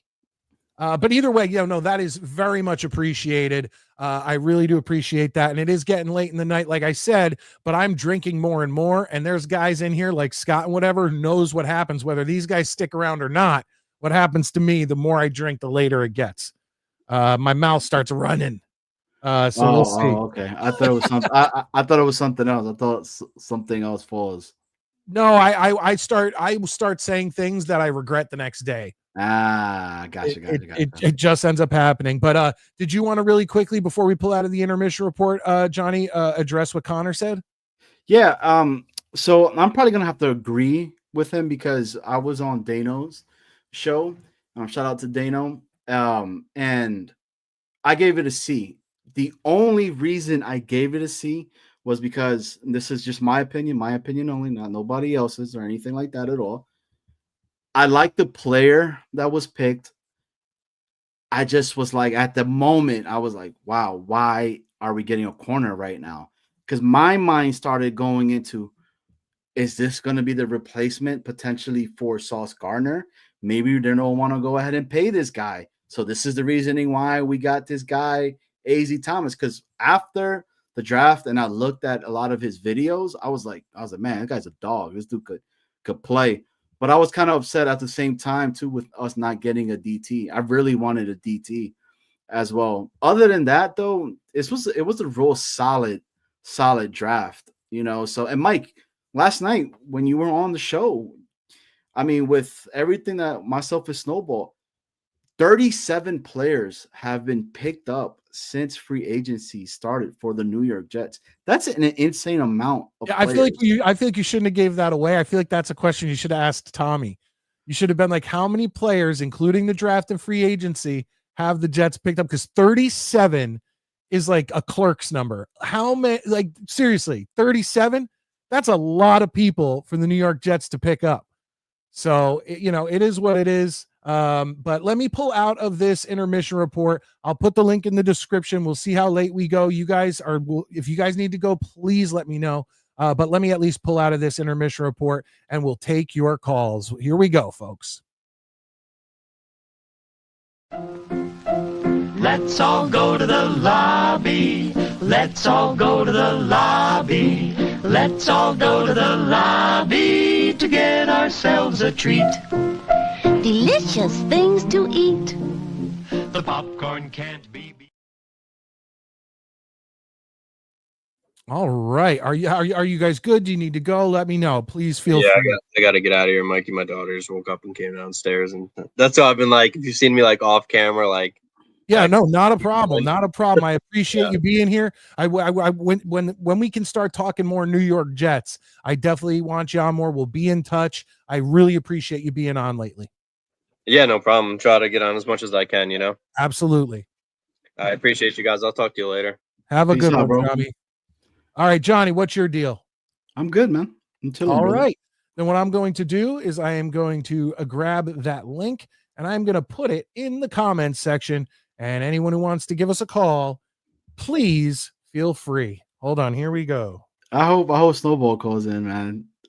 Well, Snowball, I want Snowball to come on like you've come on. I'd love to have him on the show. Talk Jets, do a top 5, things like that. Snowball just fired me, by the way. No, I know he fired you because you did well, but you came back and took second place. So, we will see. But as usual, ladies and gentlemen, our first caller is not a surprise to anybody because he is a regular on this show and we love this guy. Ladies and gentlemen, it's time for Mets 2128.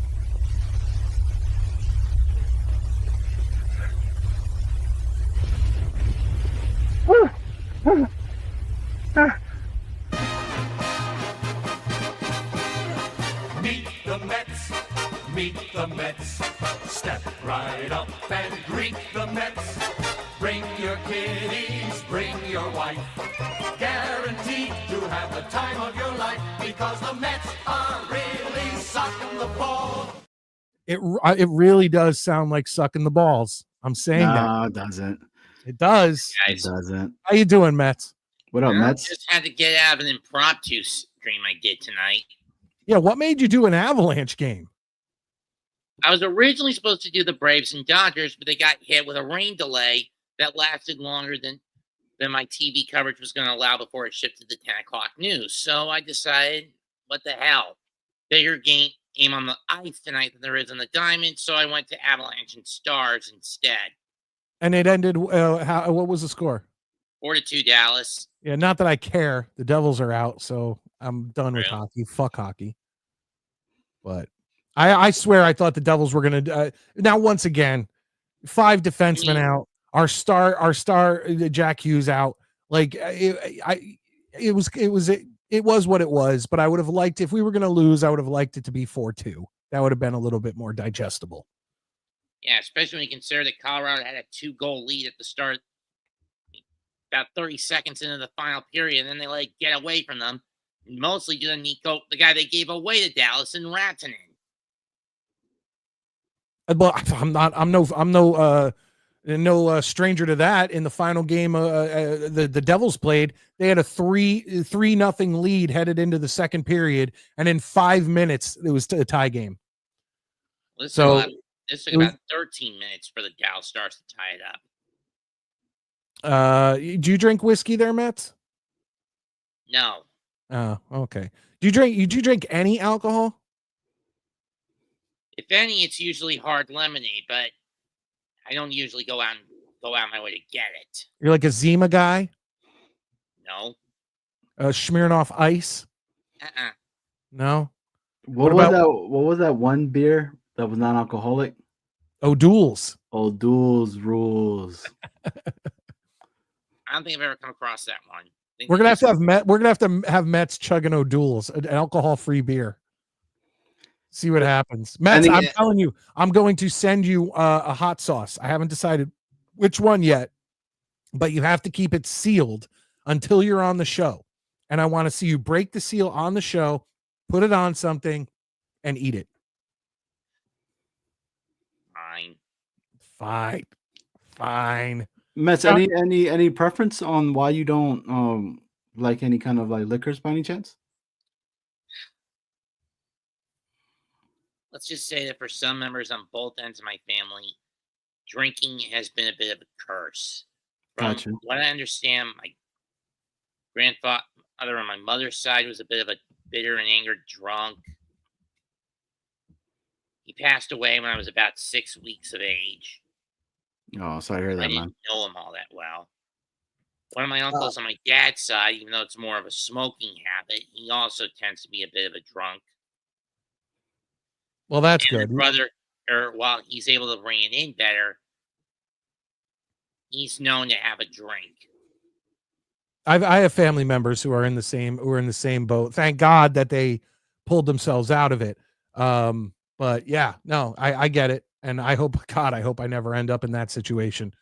I mean, my mother drinks too, but in her case, it's wine. She's more of a sophisticated drinker. She doesn't. Oh yeah, my mom's the beer exact same way, Mets. My mom loves her wine.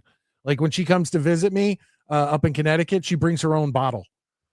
You know, like we'll get a bottle if she wants a bottle, but she makes sure she brings her own bottle. Havmo, this is not, once again, this is just BS in the chat, right? Rogers to the Dolphins. It's not happening. Yeah, that ain't happening. I think you missed my If super Tua chat. gets concussed again. This might be old, Connor, because I did see your member for 5 months. I did get that.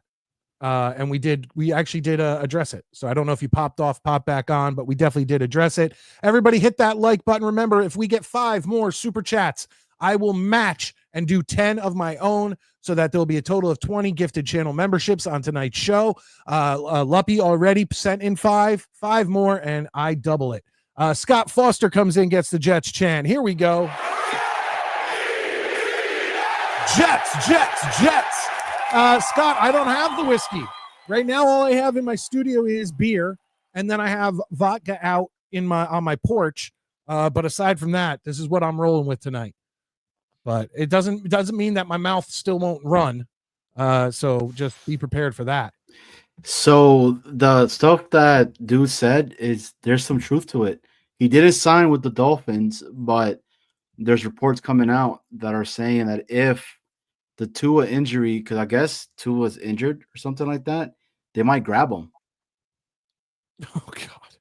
Imagine next season the Dolphins kicking the shit out of us with Aaron Rodgers and Zach Wilson. Nope, because we're gonna beat them. Jets luck. I'm just saying. That'd be some shit, dude. Midnight Mike, love your shout out to Connor Long super chat. If you can read, possibly love you all. I did read. Am I missing something? I read his super chat. We addressed it. I don't know. DJ says, is Fireman Ed still going to games? Didn't he get frustrated and stop going? That was years ago. He was going to games last season. I don't know, but a lot of people have because Fireman Ed did say things that he probably shouldn't have said, and he sounded a little bit bitter that they weren't showing him up on the video boards anymore. And I blame him. No, but I don't blame him, because when I go to a Jets game, I expect to see him up on the big board leading the Jets chant. It's like it's part of going to the game. So if they were going to specifically stop showing him on purpose, I think it would have been nice to go to him and say, hey, man, look, we're going to kind of move on to either a new fan to lead the Jets chant or something else, because he's been ingrained in Jets fandom for so long that I look, I agree with him. I just don't think that he should have went out and whined about it. Johnny, what do you think? I love Fireman Ed, man. It's very difficult for me to say anything about that dude. Like, there's a picture of me when I was super young, him putting his helmet over my head. Like, when he left, it was because of he was getting into beef with people. That's from what I heard, like into physical fights, and people was trying to say stuff in regards to him. I don't know, man, dude. I wish him to continue to keep being that guy and putting him up there and whatever's going on. But Mike, I mean, yeah, you're right. He probably shouldn't have blasted Woody Johnson, all that. But at the same time, I'm like, you know what? Good for him though for saying that. So Yeah. it's a one up. I don't know, bro. I don't know. No, I'm with you. I don't want to ever diss Fireman Ed. I'd love to have him on the show eventually. Yeah. I've never reached out. I've never even thought of it till now, but I'd love to have him on the show one day because, like I said, he was my childhood. Like obviously he wasn't really fully on the big board in the early mid '80s, but by the '90s he was. It's just what you expected. You expected him to lead the Jets chants, and he always was our unofficial mascot. So I don't know. It sucks that it turned out that way. Luppy getting another Jets chant. Yeah, bring them, folks. Bring them. Jets, Jets, Jets. I hate this stadium. Am I alone? I prefer Giant Stadium. Even though it wasn't ours, I prefer Giant Stadium. That's my thoughts. Well, Shea Stadium also wasn't yours either. Yeah, it was. There wasn't another football team playing there. But there was a baseball team there. Yeah, but that doesn't mean anything. A baseball team and a football team could share a stadium. When we were in Giant Stadium, that was Giant Stadium, but I still prefer it over MetLife. I don't mind MetLife, man. Like, I've sat really close. I've sat all the way up. I feel like you don't have any bad seats, if I'm being very honest with you. You know, I mean, does it look like a air conditioner? 100%. Yes, it does. But Mets, how was that loogie you just hocked up? In pain. All right, keep going, Johnny. Sorry. Johnny's trying to give his thoughts, and Met's like, come on. It's all good, Mets. Hey, Mets. So what's up, man? You watched WrestleMania? You believe in Joe Hendry? Until he gets that rotator cuff fixed, no. You don't believe in him? I mean, I do. It's just that I believe he shouldn't keep going with a bad rotator cuff strain. Can you do it for us real quick? The turnaround and the smile? Yes. Hold on, Mets. Let me get you big. Here we go. Oh, take the thing off. All right. Say his name and he'll appear. Mets I believe in Mets 2128. I believe in Mets 2128. Yeah, that was awesome, job, bro. Mets. Good job. But Chad came in. He's a new guy. I don't think I've seen him in here before. I'm a lifelong Jets fan living in Savannah. I wanted to visit Savannah on my way back from Disney, and we pulled off, and the only thing I did was I backed into a car and then drove away. I just couldn't navigate the place. We were running late on time. There was no damage done. There was no damage done to either car. I've been in the historic part of Savannah. It's not bad. He says, I just want to say I appreciate the content and just subscribe. Thank you.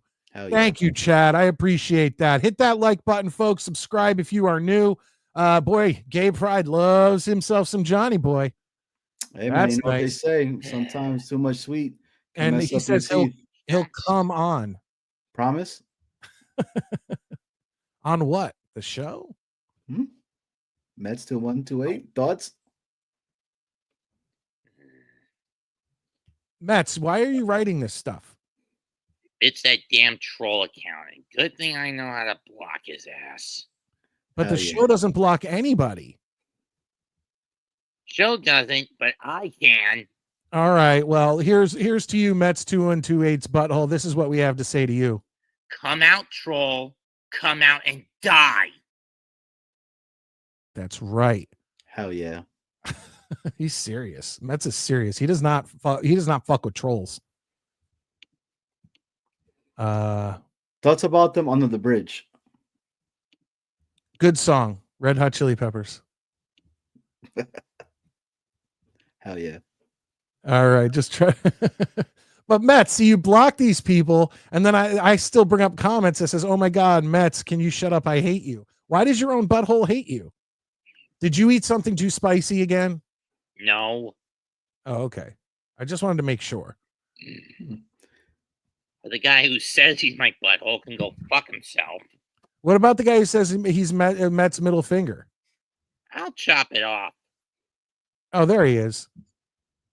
If you hate butthole so much, why do you keep sticking me up there? I'll kill you, you piece of shit. All right. Well, once again, I think Tommy's the only Yankee fan I had on all night, and I didn't even talk Yankees with him. But tonight has been, aside from me, just Mets fans all over the place. So Mets, what are you thinking about this run the Mets have been on in first place in their division, looking pretty good? Yeah, except when Mendoza goes out of his way to gamble with a pen to a point where it drives me up a wall in close games, and it backfires on him. Look at that, the home run apple. Come on, Mets 128. Let them know, man. Meet the Mets. Meet the Mets. Hey, I got, like I said, I got the copyright strike from Mets from playing you singing Skillet, but I apparently can play the Mets song. So what if I get you to sing the Mets song? No, thank you. I can. Shot. Come on, Mets 2128. It's my birthday, man. Please. Sorry, but no. Even though it's my birthday? Somebody just started blasting music in my living room. Uh-oh. Like blasting music. Hold on 1 second. I got to figure out what the hell that is. Hold on. All right. Not me. All right. Well, hey, guys. This is Johnny Boy, and this is Mets 2128. And we're here to talk to you guys about wrestling and all the fantastic news that's going on so far. Looks like Jade Cargill and Tiffy Time had a really good match the other night, but looks like Naomi got involved in it. What's your thoughts on that, Mets 2128? It's gonna be Naomi first in line after Backlash for that women's title. And then again, I'm more confused on when are Trick and Hendry gonna fight. The soonest they do it at Under Siege, at the latest at Battleground, provided Trick does not win the Battle Royal this Tuesday, where the winner gets Oba at Battleground. That's going to be weird. Why would that happen, though? I hope that doesn't happen. There's been some little storyline going on since after WrestleMania where Trick has been going after Hendry. Mm. You think he's going to be out for a while because of the injury he has? Well, the moment he drops the title, he's going to have to go under the knife. Yeah, true that. All right, guys. I don't know what happened. My Alexa, like my video Alexa, just started blasting fucking music, and it wasn't even bands like that I saved on there. I have no idea what it was. It was really strange. It was what it was. Maybe somebody has access to my Alexa and just started is doing that to fuck with me. But I know everyone in my house is asleep, so I don't know what the hell's going on. But Mets, I got someone waiting in the comments section. Have a great night, and I look forward to seeing you. And soon we're doing a hot sauce taste test with you. Whatever. Hey, we love you, Mets. Don't just blow me off like that or whatever. Hey, sorry. Well, I'd rather you hock a loogie again. Have a good night. I'm out of here anyway.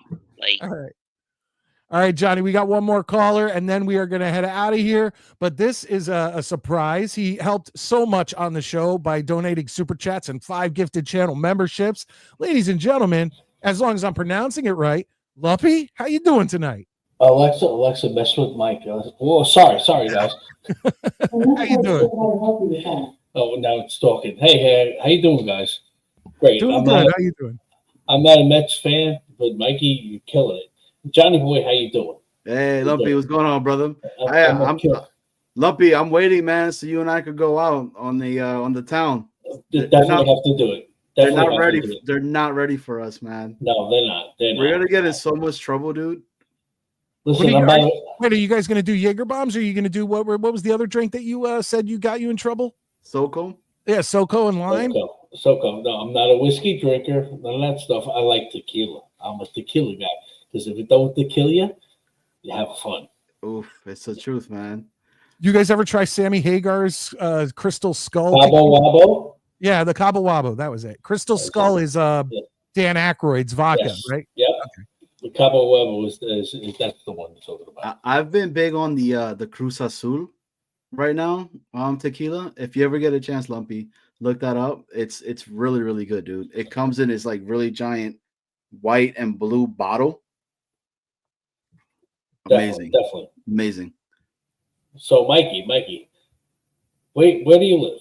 Just the area, New York, or you're in New York? I grew up in New Jersey. I spent almost my whole life in New Jersey, right outside the city, and then I moved to Philadelphia for 11 years, Center City, and now I moved up to the shoreline of Connecticut.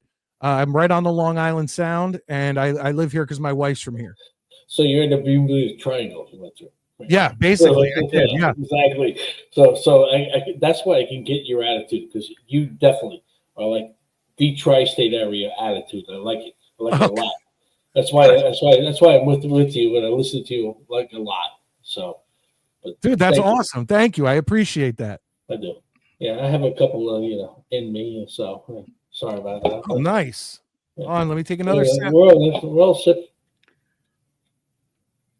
By the way, this is soda, if anybody's wondering. Yes.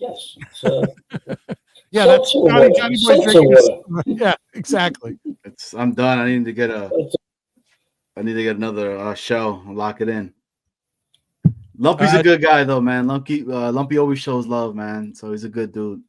Yeah, Lumpy just broke his mic. Yep. No, I pulled it off.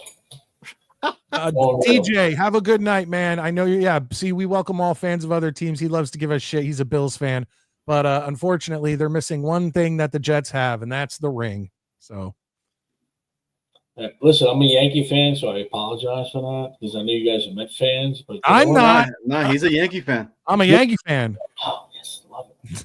Yeah, Aaron. I'm Jets, Yankees, and Devils. That's where I am. Who Devils? I'm from Jersey. Very confused. Yeah, you got to do that. Listen, you guys are awesome. Just appreciate you guys, and have a good night. Just loving you guys. Oh yeah. I will support you. Right? Absolutely, dude. Thank you so much. I appreciate it, brother. We're live every Tuesday night. Hook up. We're gonna hook up. Oh, we definitely are. Every Tuesday night and Saturday night. You're more than welcome anytime, Luppy. All right, thank you. Yeah, Lumpy's have a good one, man. You too. Good guy. All right, Johnny Boy. A successful show. Thank you so much for being here. Once again, the invitation is always out there for you to come on. That, man. You know, we're always ready to rock with you. Yep. And once again, we will keep in touch via text or DMs or Discord or whatever.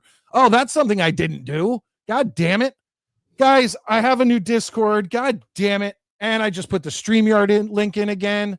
Hold on, I'll put it in the chat. Give me 1 second. Copy message. Nate hooked me up with the Discord thing, so I hope this works. There it is, folks. A new Discord for members of the Midnight Mike Show. If you want to talk to me or Maddie, please get on board. And if you have to friend request me, I'll accept it. I don't know how. I'm learning. Clancy's been helping me. Nate's been helping me, and I really do appreciate those guys in their help with the Discord and how everything works. So go over there, join. If you have to, I'll accept no matter what. So please, everyone's welcome. But Johnny, awesome night last night. If anybody did not see Jets Worldwide wide last night, me and Johnny Boy and Snowball just had a great night. It went a good 2 hours, and it was a great show. I had a great time, and I suggest that when we get off of here, God damn it, that can't be true. You're fucking with me. You're trolling me. You've got to be fucking trolling me. Matthew, you're already in the Discord. Yeah, okay, thank you. Don't do that to me, man. Look, I'm an old man. I can match Johnny. Watch this. I'm about to cosplay as Johnny. There we go. I'm an old man. I need my readers. And it is what it is, folks. It is what it is. So don't fuck with me on Discord. I don't know. I'm trying to figure this stuff out. But yeah, John, if anybody hasn't seen it and you still want some good Jets content, go over to Jets Worldwide and check out the show. It's up, it's live, it's available for everyone to watch.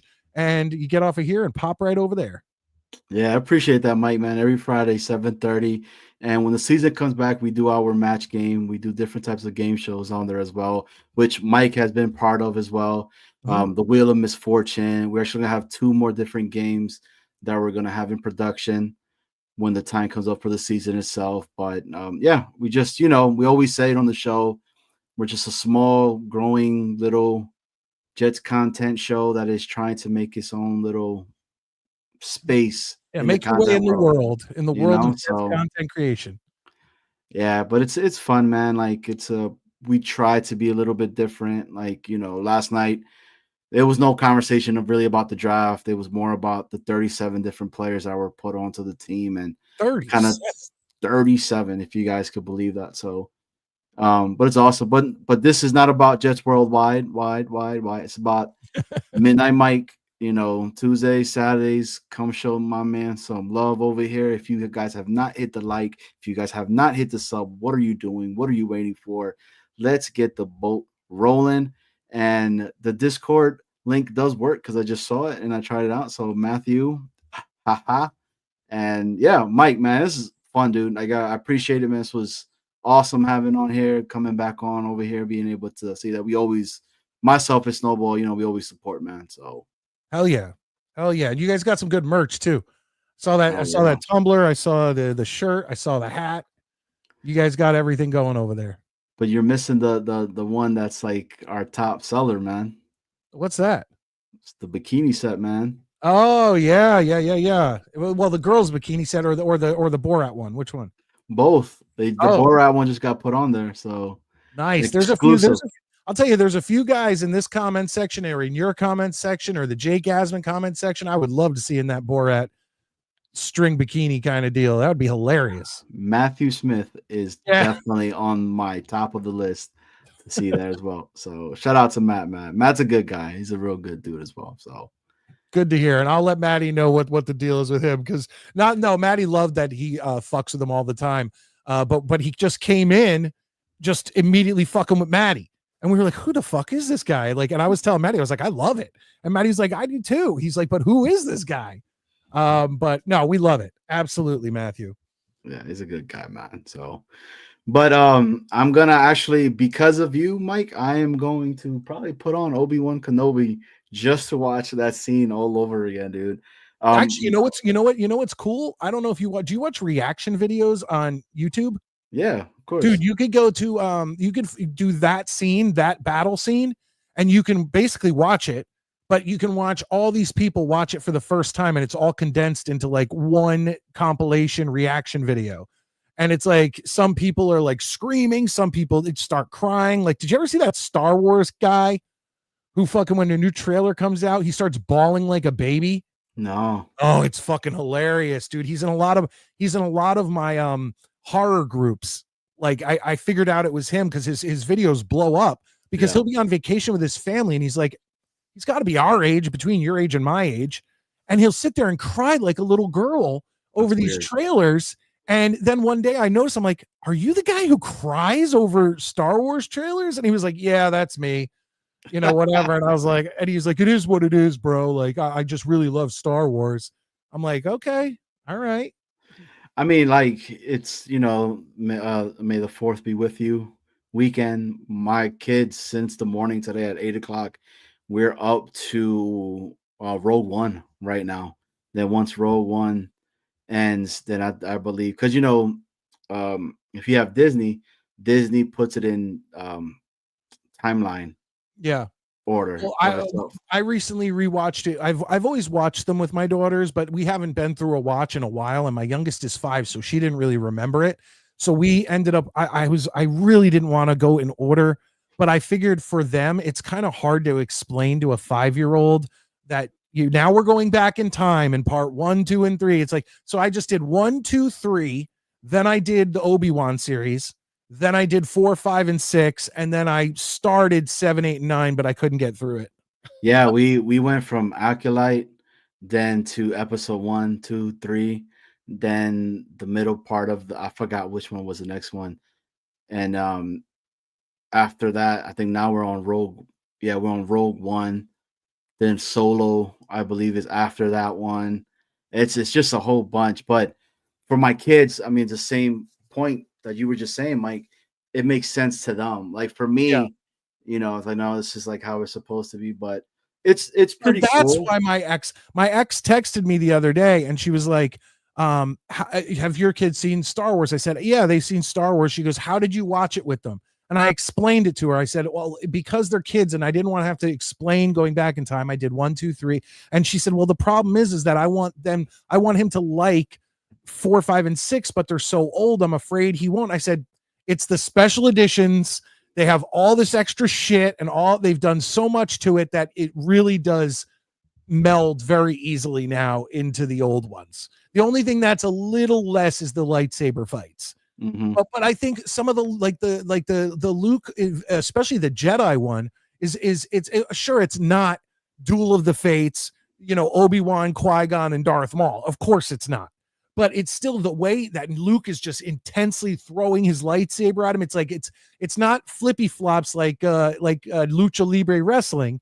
It's more two big men going at it, you know, and it's about the emotion behind it.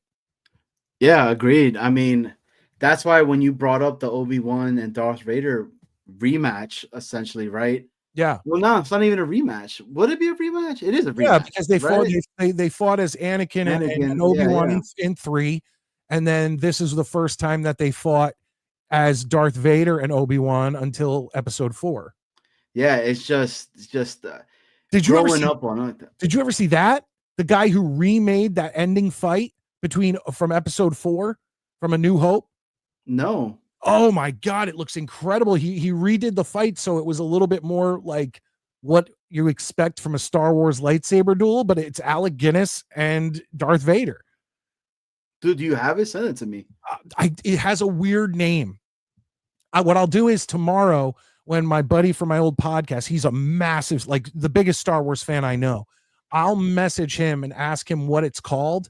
And then when I figure it out, I'll send it to you tomorrow. Yeah, please do, dude. I'm all about it. Like I said, we're stopped. We're on Rogue One. You know, my wife, she's all into it. The whole family. So my oldest, she's all like, she's like, oh man, she's like, this is badass. And I was like, oh, I was about to do what that one guy started like crying. A tear came down my eye, man, when she said this was badass. I was like, hell yeah.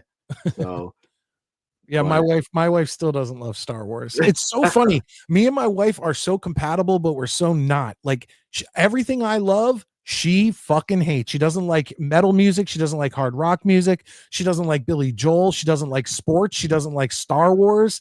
Like it's incredible how many things I love. Wrestling, like when we first met, the first 10, 15 years we were together, let's say the first 10 years we were together, I was still in my love of wrestling and she just didn't like it.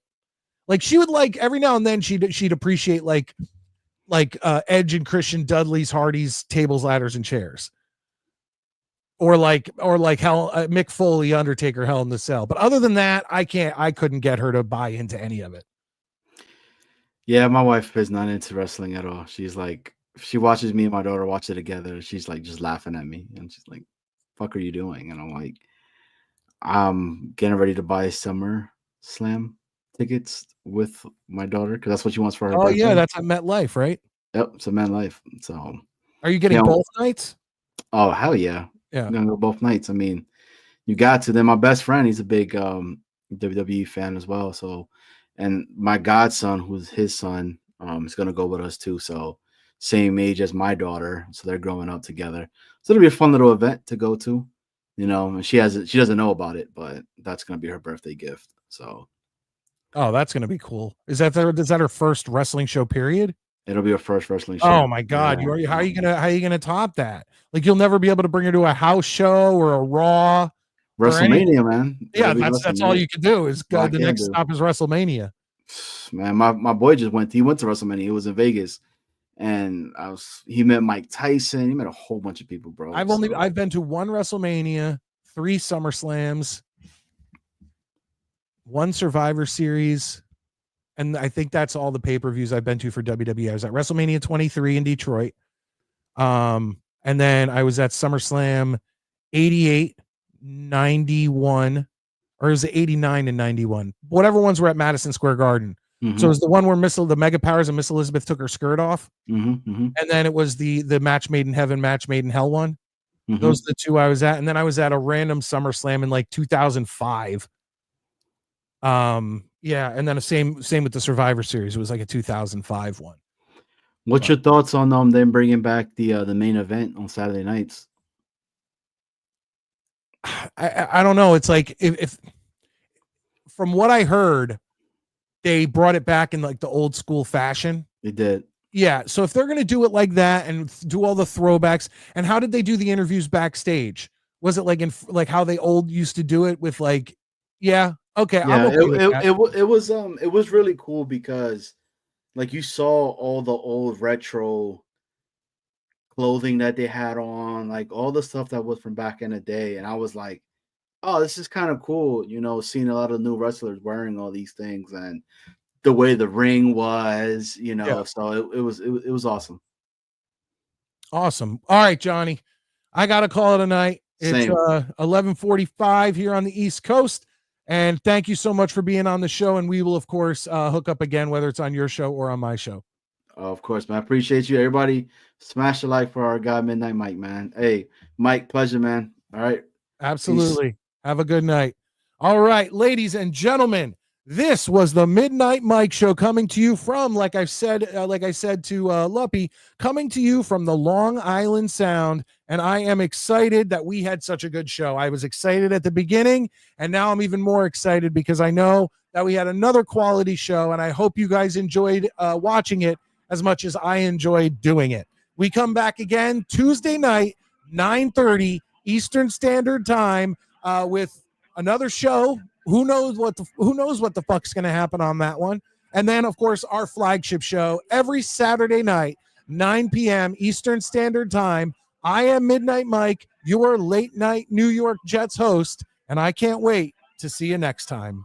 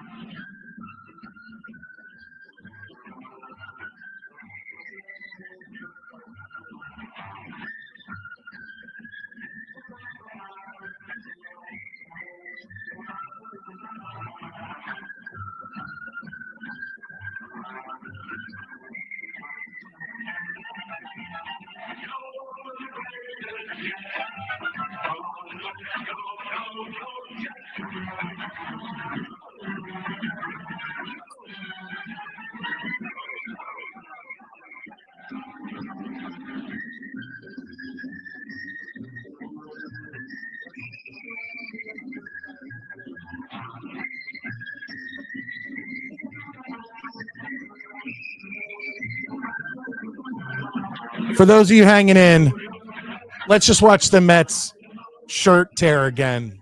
If you have never seen it, this is like legend tops New York Mets. Mets 2128 to end out the show.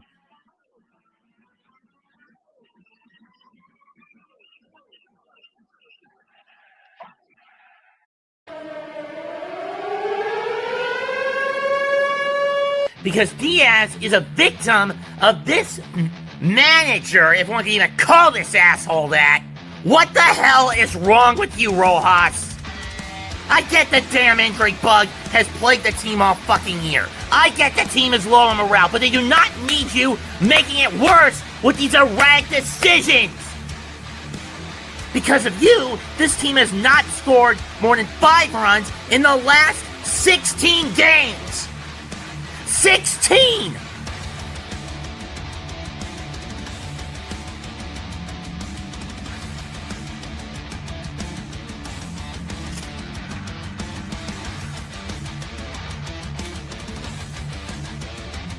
Because I'm at the end of my rope with this. Look at this man.